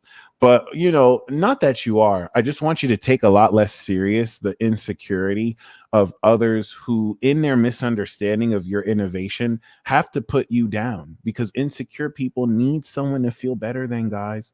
So you may inadvertently trigger the inferiority complex that they exhibit, because now you represent something beyond their understanding. You mainly though because they're dumb and they're just stupid muggles, and that doesn't mean we think they're stupid. It's just they happen to be stupid and muggles. Anyway, it is what it is.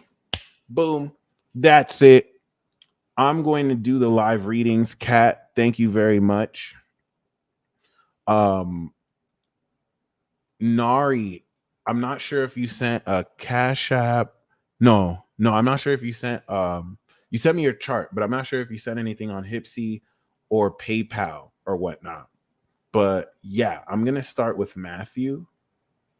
Kat, thank you for sending your chart. For those of you who put in that intention for the ritual, once I end the broadcast, remember, and if you're just joining, you can hop in real quick, set an intention for something you want manifested now. Set an intention for something that you want manifested at the end of this direct transit in 7 months by August, September.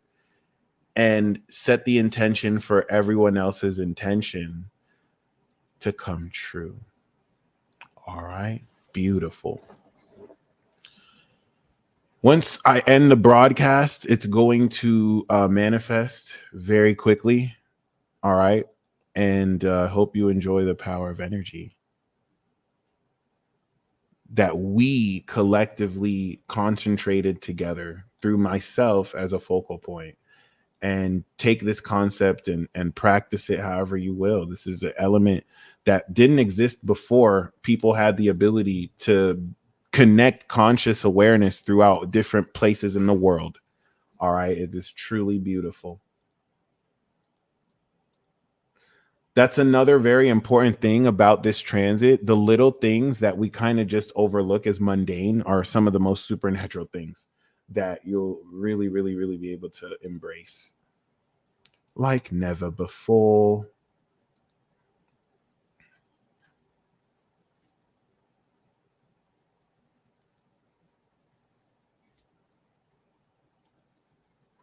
Okay.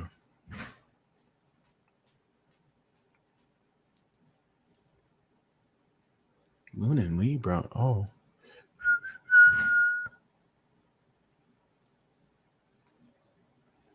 Oh.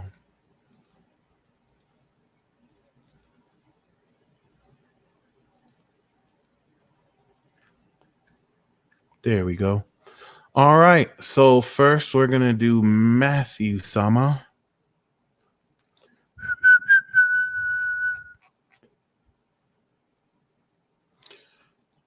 For those of you who would like to have your chart read, if you click the description box below, you can join the queue. You'll see the instructions relative to how to join it. There's a Hipsy link below to request or to join the queue. All right. So, Matthew, we see you were born a king, Leo rising. We also see you're an interstellar space king. No, that's not true. We see you're born an artist. Well, you definitely got the Leo rising. So you were born a king, but we see that oh yeah, Pluto Scorpio. So you were born Libra sun and your moon is in Pisces. Oh, you're the divine artist. I see you. Pisces moons are divine elite souls. Kim Kardashian is a classic example of an elite divine artist. So divine artists are really groovy because not only are you like super sensitive to every vibration and dealing with other people, and you can like literally use otherworldly means to discern other people's behavior in ways that don't make any sense just because you felt off about their vibe. But as a Libra sun, this enables you to develop the attitude of your courage as a Leo rising. All right. Third house Libra sun is a social skill. It is a super powered, superhuman social ability to act, to be an activist and enforce justice through your clear awareness of instilling logic and using the power of the mind. So the reason why I want to bring in your Pisces moon is Neptune is dosing it with LSD. And this is going to, with Saturn, discipline the boundaries you draw in place. All right. It's amazing because you've completed your Saturn return along like with the past 7 years.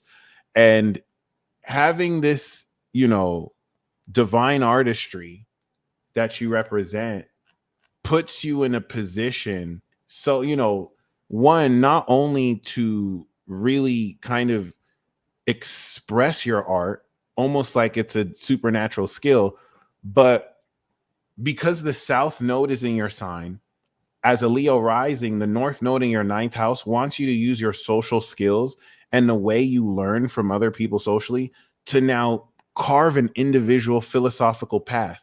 It's like you're creating your own religion based on your experience sociologically with other people. Anyway, as far as this Uranus transit is concerned, shout out to the Leo risings and Leo suns. This is going to reactivate the monopoly that you are setting up in your 10th house. And you were born with the North Node in your 10th house. So this is going to hit a lot harder for you post a nodal return in Taurus. All right. The coolest thing about main character energy and having Taurus in the 10th house is that Leo risings especially are innovating the quality with which they can create their own wealth through their own career. I akin it to a monopoly, right? If you take the Leo King, for example, like he's able to live off of his own brand. And if you take Tory Lanez, when Uranus was in Taurus, he sold $1 million incorporating crypto with his album, an innovative technology that influenced his career. So this is really speaking of how Leo risings are making a fuck ton of money because you're creating a monopoly. You're creating a monopoly because even if you're establishing competitive business, no one does what you do. No one has your swag. So like you're very easy, like people are gonna come to you because even if you're doing like hair, like someone else doing hair, they're not doing it like you. They're not incorporating elements that they can get in any other establishment but you. And this is going to, at a very unconventional quality, really innovate your reputation. They'll make some of you villains too, but like that's before like anyone realizes you're complete geniuses or supervillain. It depends. Now, as a Libra sun, because you're also facing the nodes and Saturn is literally integrating this dream life for you, it's transforming who you trust with certain elements of your lifestyle and how other people influence your behavior. So the first part of this is going to really wrap around how your relationships with other people from Aquarius season to May wrap up around who you trust you can move forward. That's the really thing. Yeah, bro looks like a main character for real. I was about to say, like, you looking swaggy, bro. So the thing is, like, especially for Leo risings, you're realizing who you're taking with you because everyone can't go. And the way it kind of feels is like people might look at what you're doing like a little business or, oh wow, that looks promising. They have no idea you're about to blow. Like you're about to really innovate and pioneer shit. And so you're testing people from now until May of, who's gonna go with me. Quite literally, 11th house Gemini of your friends, when Jupiter goes in and starts to expand 2024, is where you're going to take everyone you can trust from March and take with you, quite literally. And we'll see.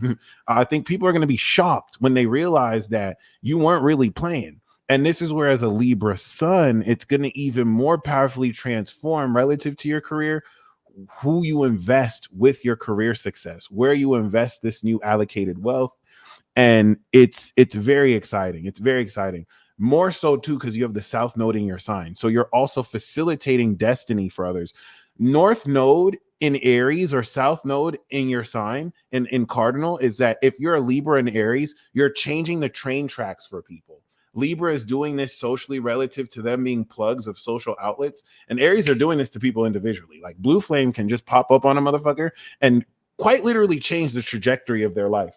That's the power of the North Node in Aries right now. And you were meant to meet Blue Flame, the Aries, when you did that. Okay. So like, and Blue Flame can literally confirm for me any Aries really. But yeah, it's very, very, very powerful because I feel like, especially concerning that you were born in 80, you were born with the North Node in Taurus in that mid 80 region. You finished harvesting a lot of what people born in the 90s are just activating. So this is also preparing you for Jupiter to come back around your rising. A lot of this is conclusion and it's establishing your reputation so that as the rewards come through, you get ready to establish this brand new cycle over the rest of the decade. But I think a lot of what is going to be established is how innovative the quality of your influence has helped thousands of people, hundreds, if not thousands of people, even if just a ripple effect from the few people who you've connected with. And yeah, it's a lot to look forward to. By the time we come into Virgo season, when this starts to retrograde with the sun in your second house, the new moon in Virgo is having you liquidate this 10th house revolution. So you're reevaluating how much more extra money you've gone into from your own work and your own value. And that's going to be the retrograde, restructuring the business because you're making more money than you could have ever imagined, because you're attracting more people than you initially thought you would. All right. So thank you, brother. Next, we have Kat. Okay. Aditi, thank you very much for your chart. Much appreciated. So, Kat, we know that your rising is in Virgo, but what I'm really excited to see is that you are the classic producer, the Libra moon Taurus sun, the classic boss. Okay. It's amazing because Uranus is innovating your spirit. Jupiter is evolving your spirit. Okay. At a conscious level, it's a brand new cycle that you started 2011, 2012. As a Virgo rising, this is getting ready for you to complete the harvest that you began in 2016, where Jupiter actually returned for you. So relative to your Jupiter return, Jupiter is now making a 240-degree angle to the initial conjunction. And this is having you were born a spirit teacher. This is having you take the quality of value that you naturally teach people with just your mastery of presence. And it's going to innovate so much more unconventionally, how much more effortlessly you are able to teach, especially if that's your formal position. But not every ninth house sun has to be a formal teacher in a classroom. This is also going to take the quality of how you come into higher education, whether through innovative technology. And mind you, ninth house transits prepare you for the philosophical approach that completes in the 10th house and develops your reputation. So Jupiter in May will go into your 10th house. And that's your second house as a Taurus sun. So all of this, that's the cool thing. Virgo risings, Taurus rising, sun and rising, you're getting money too. All right. Although this form of money is through your ideas and how your words monetize gold, how your communication invades certain platforms, gets your word out there, adds to your value. That's May of 2024 to May of 2025. All right. And this is going to be very exciting once again, because a lot of the Kazemi May of 2024 is going to be right next to your sun within degrees. So this is going to be you really being up to speed. And unlike Jensen, the south node is on your moon instead of like his sun. Both of you are going to feel, or at least both of you are going to kind of unlock power. But whereas he's going to be aware of it, you're going to feel very powerfully where in your unconscious habits and self-identity about yourself and belief, you transform your trust in the right people and who actually values your soul. That's the coolest thing about being a Virgo rising. It's that you have soul power. You manifest this power of soul. And that classic soul power is what will adjust who you move forward with the North Node in your 8th house.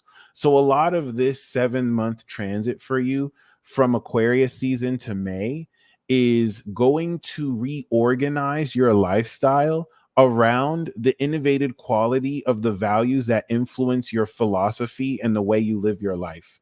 This is going to take elements of techniques that you have advanced in your behavior and have you walk your talk so much more, really make it more a part of your philosophy.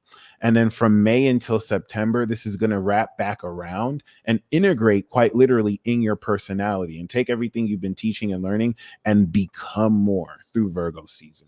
Very, very promising, very, very rewarding. And I want to once again kind of establish how a lot of the Gemini transit in May is going to really expand your finances and your reputation around that as well. Really, really awesome. Okay, Carrie, thank you very much. So next we have, all right, Aditi, which we see you are also born a main character. You were born a queen. And similar to myself. Oh, and you're an ultimate legend too. Oh my gosh. So you have a very rare ultimate legend aspect. Drake is an example of this. Leo risings with Cancer moons, you have ultimate soul power. All right. But unlike Drake, you have Jupiter on your moon. You're a vessel of Zeus, Jupiter, and Chiron in the 12th house. Oh my God, you're born 89. You're not human. This is crazy. Okay. So like Moon, Jupiter, Chiron in the 12th house of Cancer is so psychic. You may have been misunderstood your whole life, especially with Saturn and Uranus and Neptune opposite. You can't not feel other people's feelings. Janarian, no, I actually did not get your Cash App. Let me see. Yeah, I did not receive your Cash App.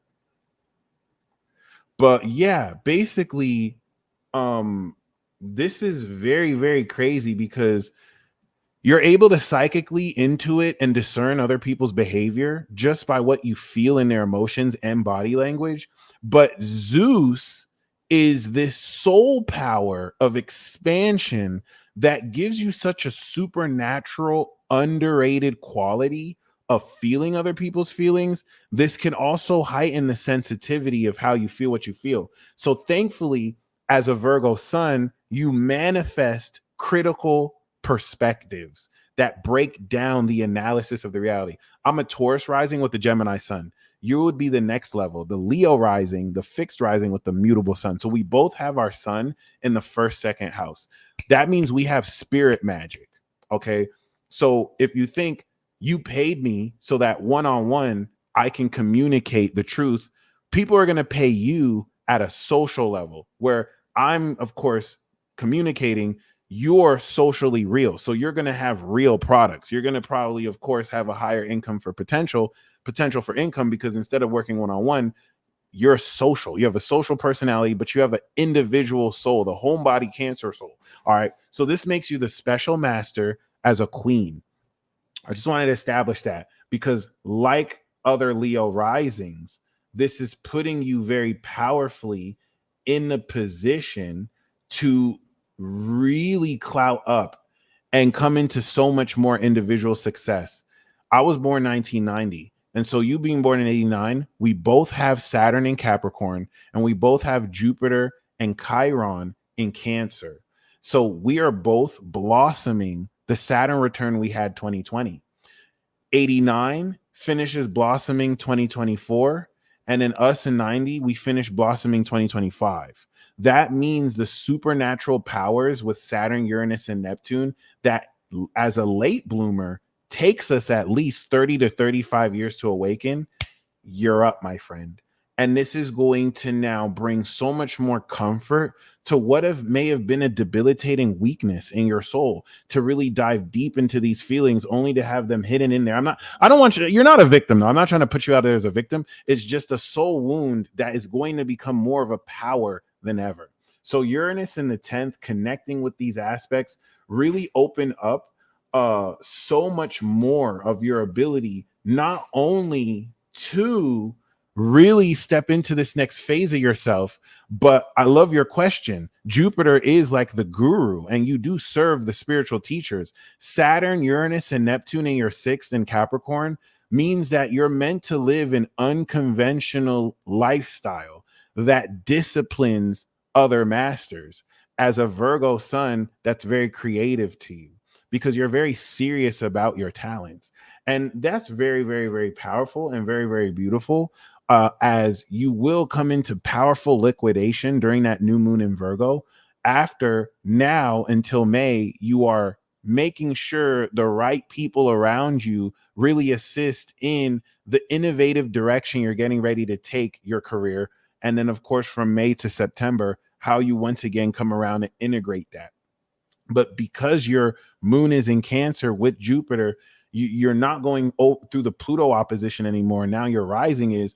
This is just going to more extremely shift a lot of this psychic development into now how much more directly you practice this instead of just kind of awakening and experiencing to it, even though you've always been a master at this at such a young age.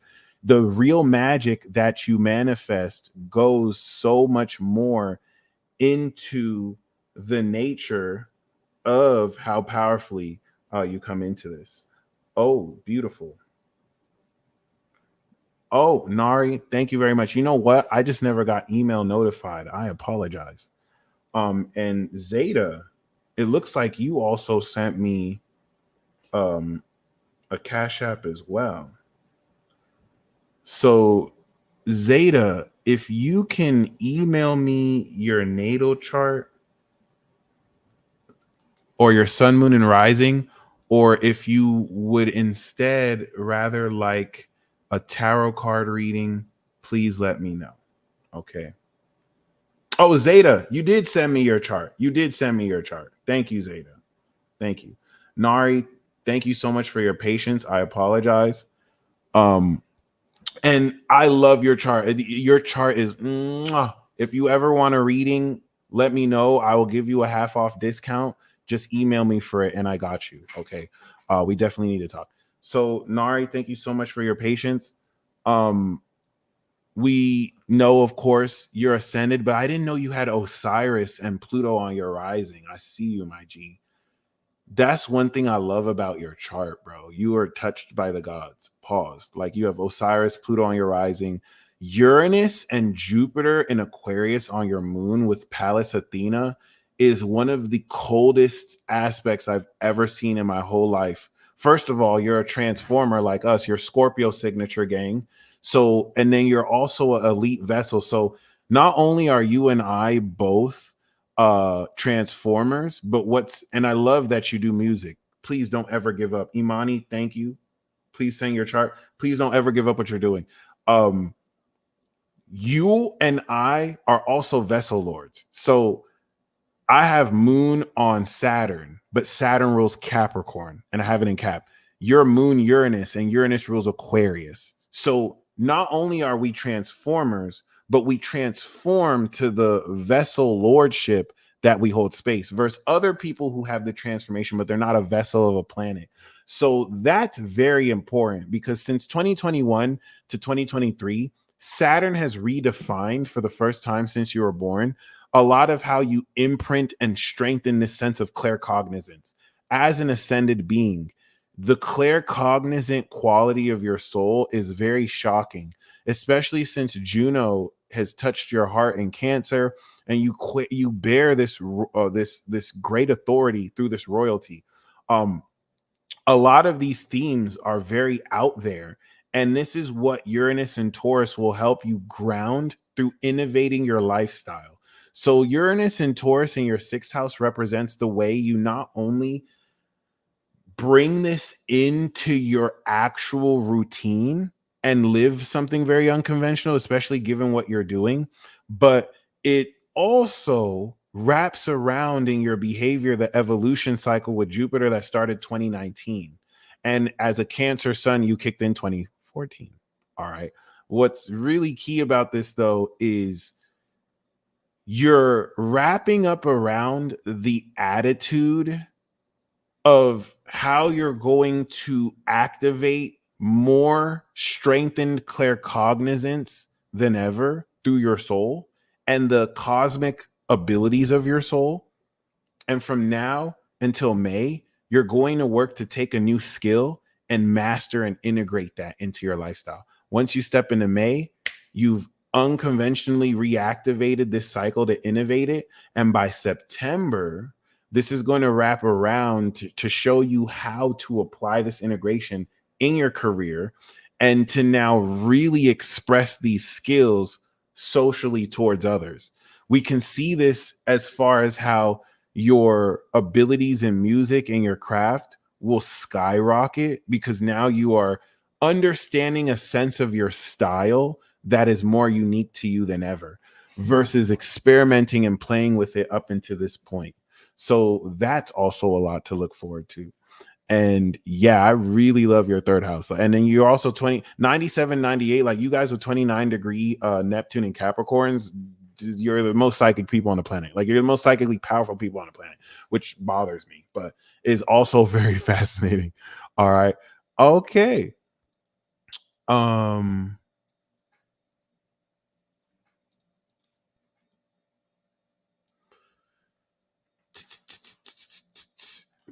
Mimi Majesty. Oh, Imani. There we go.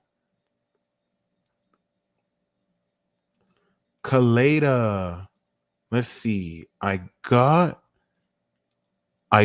your chart, but I'm not sure if you sent on Cash App, PayPal, or Venmo. Let me check Venmo just in case.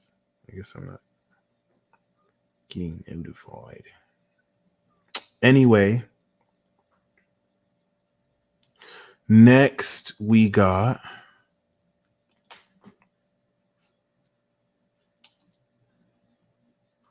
Tribe Yoga. I got you. I think that's Kaleda. Yep, Kaleda. I got you. Beautiful. Okie dokie.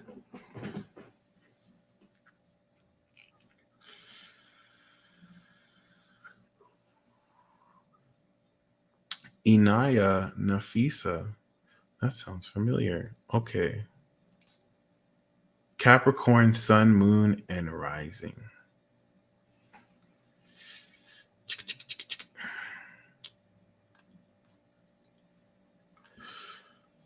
New gen, Pluto Sag, North Node Gemini, Saturn Gemini. So you were born 2001 or 2002.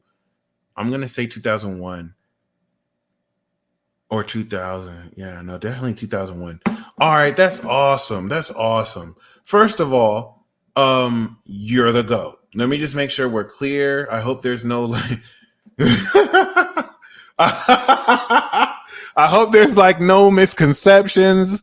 All right.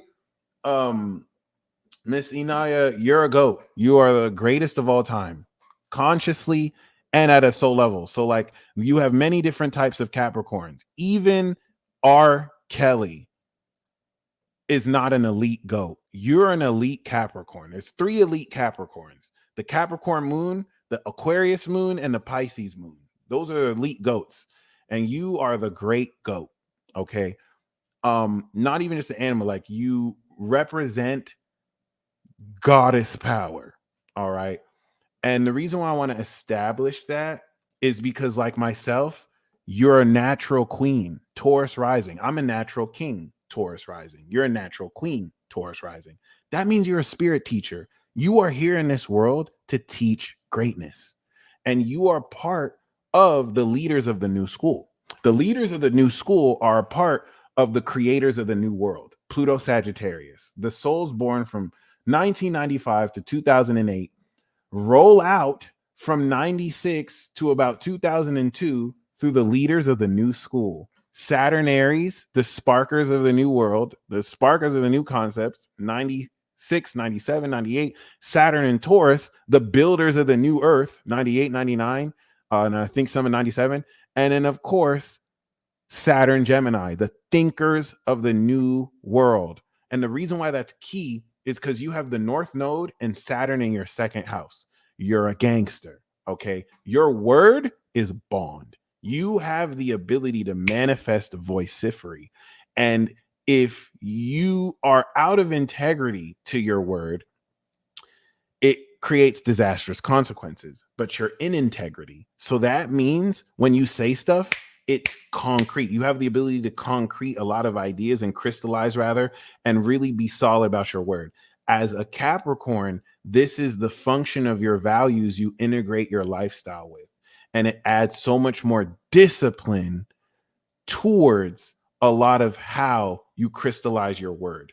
As a natural royalty, you are self-made royalty. We get it out the mud. But whereas my moon is in the 9th house and I'm a soul teacher, your spirit and soul are in the 9th house. So you are a teacher of greatness.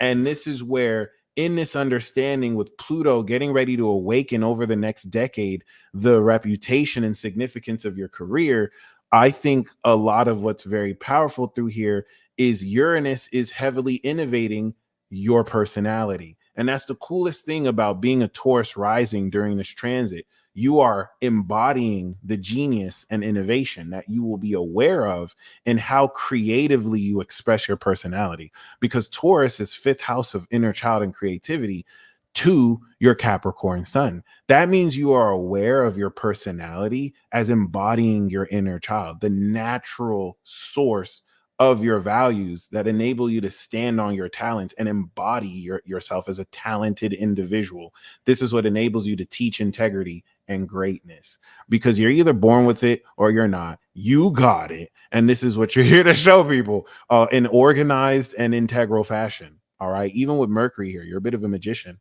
So Uranus, especially in May of 2023, was you activating this unlocking of your royalty relative to your rollout as a part of the new generation. Because I'm not part of the new generation. I'm part of Pluto Scorpio. I don't even know what to call us, but like, this is, but shit, Death Squad. I don't know. But like, other than that, this is going to, from now until May, wrap around where at such a young age you're ready to take your legacy. And it's going to really prepare for you to step proper into this 1st house activation in May.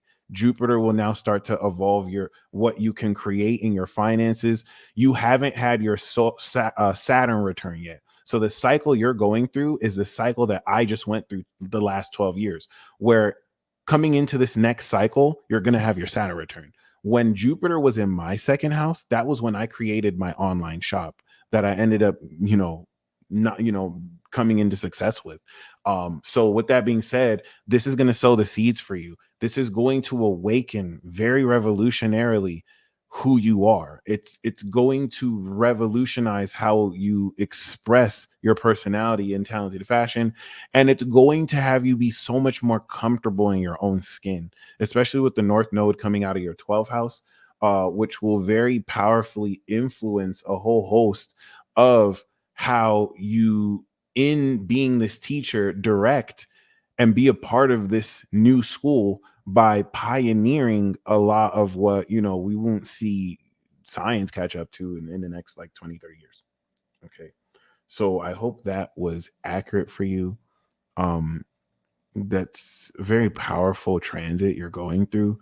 By the time we come into the retrograde in September, you'll be integrating heavily how you now express this socially to other people. And it's very much so centered on your personality and the heartfelt expression of such. Okay.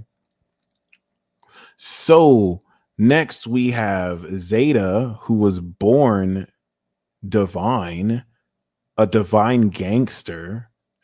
All you Sun Saturn, if you're Sun Saturn Pisces, rising Saturn Pisces, moon Saturn Pisces, you're a divine gangster. Okay. You be pulling up on people in the astral. And I'm not joking. Like, this is crazy. On top of that, you're Cancer rising. So even though you fall in the 8th house, Zeta, you're a spirit teacher. And you're not just any spirit teacher. You teach people the power of the integrity of beliefs. So you're the type of person who can imagine something and it happens straight like that. And you teach people how to believe in the integrity of their philosophy, really to believe. You teach people how to imagine and believe. And this doesn't have to be formally. This could be from people just seeing you and how you deal with people and draw boundaries. I just want to once again, represent you, and you're part of Death Squad, Jupiter and Pluto in Scorpio. So that's also very powerful. Oh wow, 2003. I see you, Soulflower. Okay, I love that. So Soulflower, I love your icon. So you're getting ready to revolutionize your art as well. Very beautiful, very beautiful. Please keep me posted. Zeta, um, this is very, very, very crucial because as a late Cancer rising, your 10th house is in Aries. The North Node is going to unlock success for you that you're destined to come into April to October of this year. And as a Cancer rising, by summer of next year, Jupiter is beginning to wet your rising. And it won't be until the end of next year in 2026, you'll start this new cycle. So, what that means is you're not going to have to wait until 2026. You're already transitioning now. Saturn has returned for you. So now you are awakening the divine spirit powers that enable you the totality of belief and perception to see beyond the physical. It's a very special quality of extrasensory perception that with Venus in its exaltation polishes just how much finesse you're able to pull this off with. Uranus is exactly on your DC. And so this helps you channel other people based on their movements and gleaning intent. So with Uranus in your 11th house, okay, this is going to very powerfully innovate the quality of not only who you have around you and the wealth you come into through that. Clearly, you were born in 94. Yeah, Jupiter and Scorpio. But also, this is going to, as a Pisces sun, naturally innovate the unconventional quality of your attitude towards your skills and what kind of friends you individually manifest using these skills. This may not even have to be actively done as far as just really more potential of your presence. But coming into your solar return, this is going to really kick off the Saturn return. You're going to adjust this perception. You're going to move towards that direction during the eclipse in Aries season. And based on that direction, this will manifest the results of such through Taurus. by the time we wrap around to Virgo season in your second, third house, you will come into a liquidation of how valuable your actions are. One, towards other people because it's opposite your Pisces sun, and two, relative to how you will express such socially. All right. So, very, very promising. What I really would love for you to focus on more outside the Uranus transit is the Saturn transit. You're going to really play your part in facilitating your graduation, because the Saturn return is you getting ready to become a part of adulthood and guide humanity forward, especially having this collective karmic authority, bridging both generations, which is very, very badass and very, very understated. And I would dare say misunderstood. Okay. So next we have Miss Richard. All right. Um,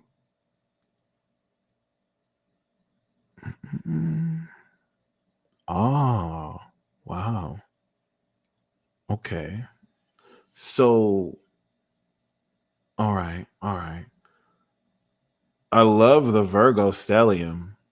Wow. I think I've given you the alien construct article, but yeah, very fascinating. Very fascinating. And we know that all the Pisces transits opposite this are most definitely harvesting, if not frustrating, your analysis. Having such concentrated Virgo placements give you an uncanny sense to analyze what's happening socially, where everyone is quite literally oblivious. It's like being a critic in a room watching a movie that people like, but they don't even know why it sucks, but you know why it sucks. But they're just watching it at face value. And I don't like that analogy, but still just kind of pointing out your potential for analysis. That is very important because we do have the Uranus trine. And that's the coolest thing about those of you with Uranus and Pluto in Virgo. You guys are old school gangsters. Like, you are the true definition of an OG.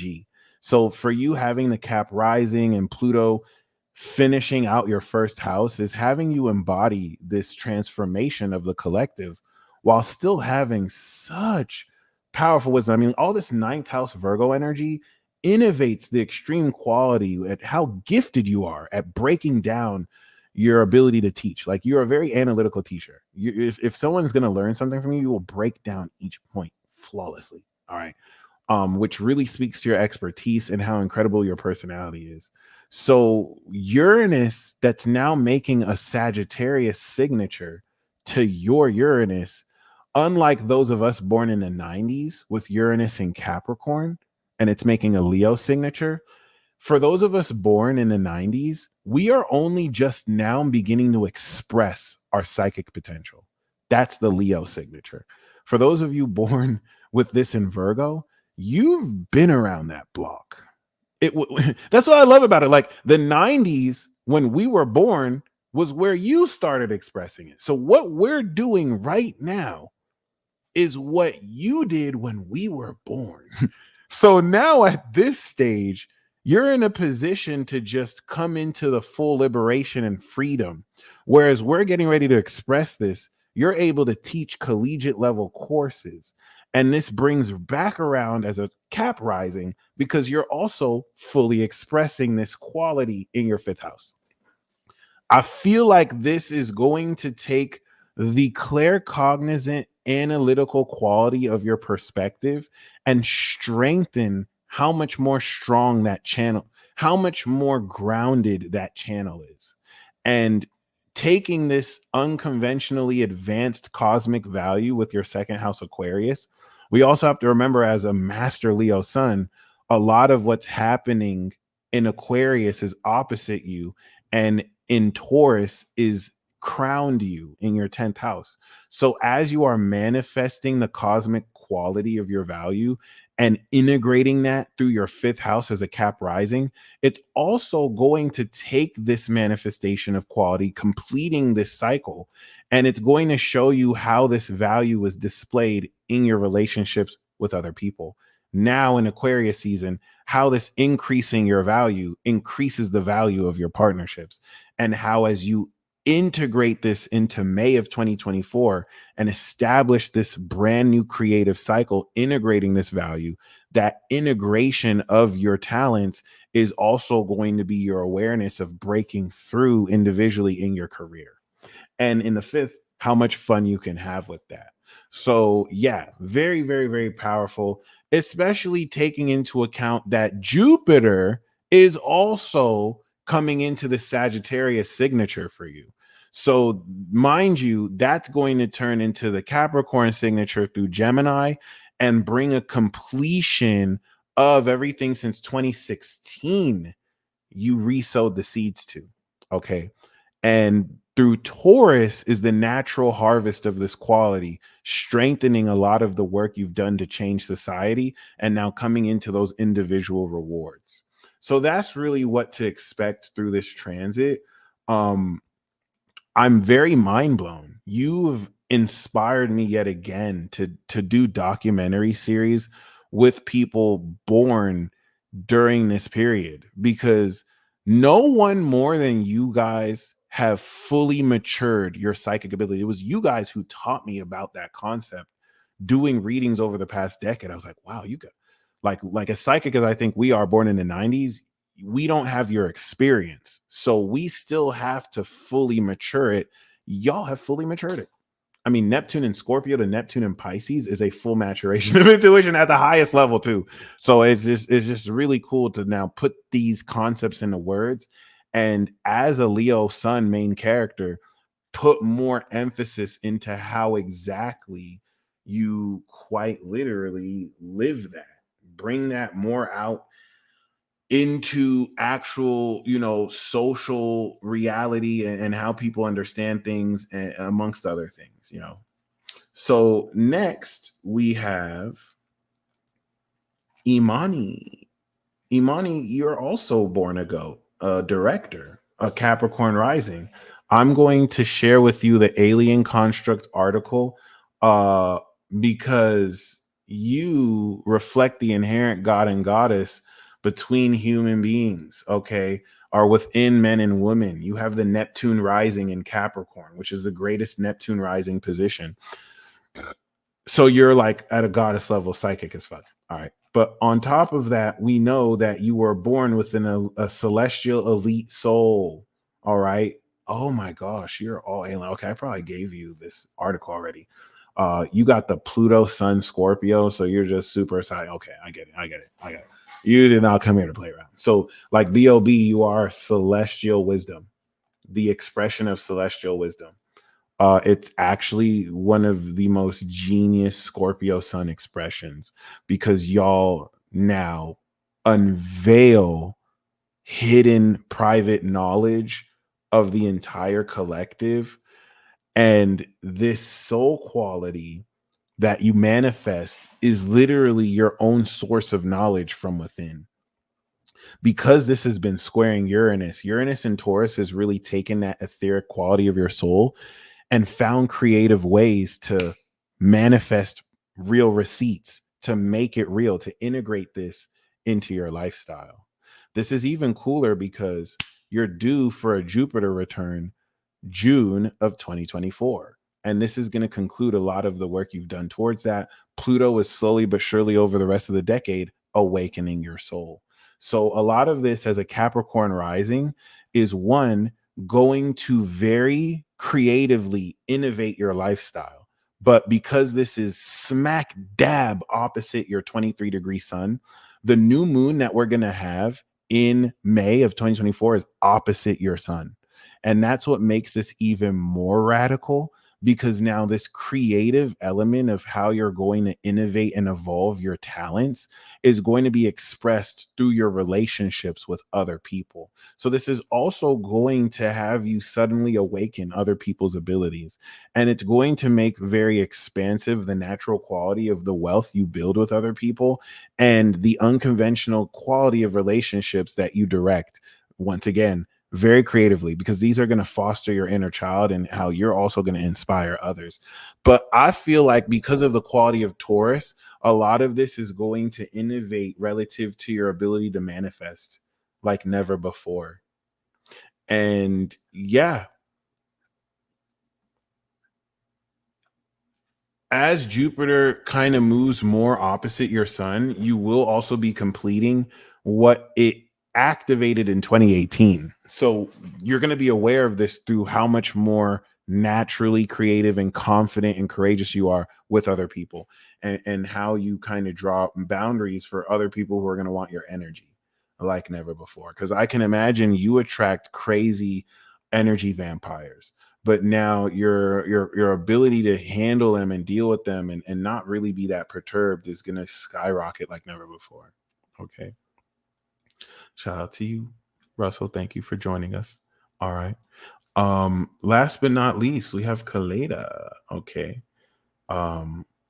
We know you were born with Pluto on the sun in Libra, so you awaken other people socially. Very vague, but this as a Libra rising also speaks to the extreme. That's what I love about Leo risings with Pluto in the third. You have an extreme social attitude.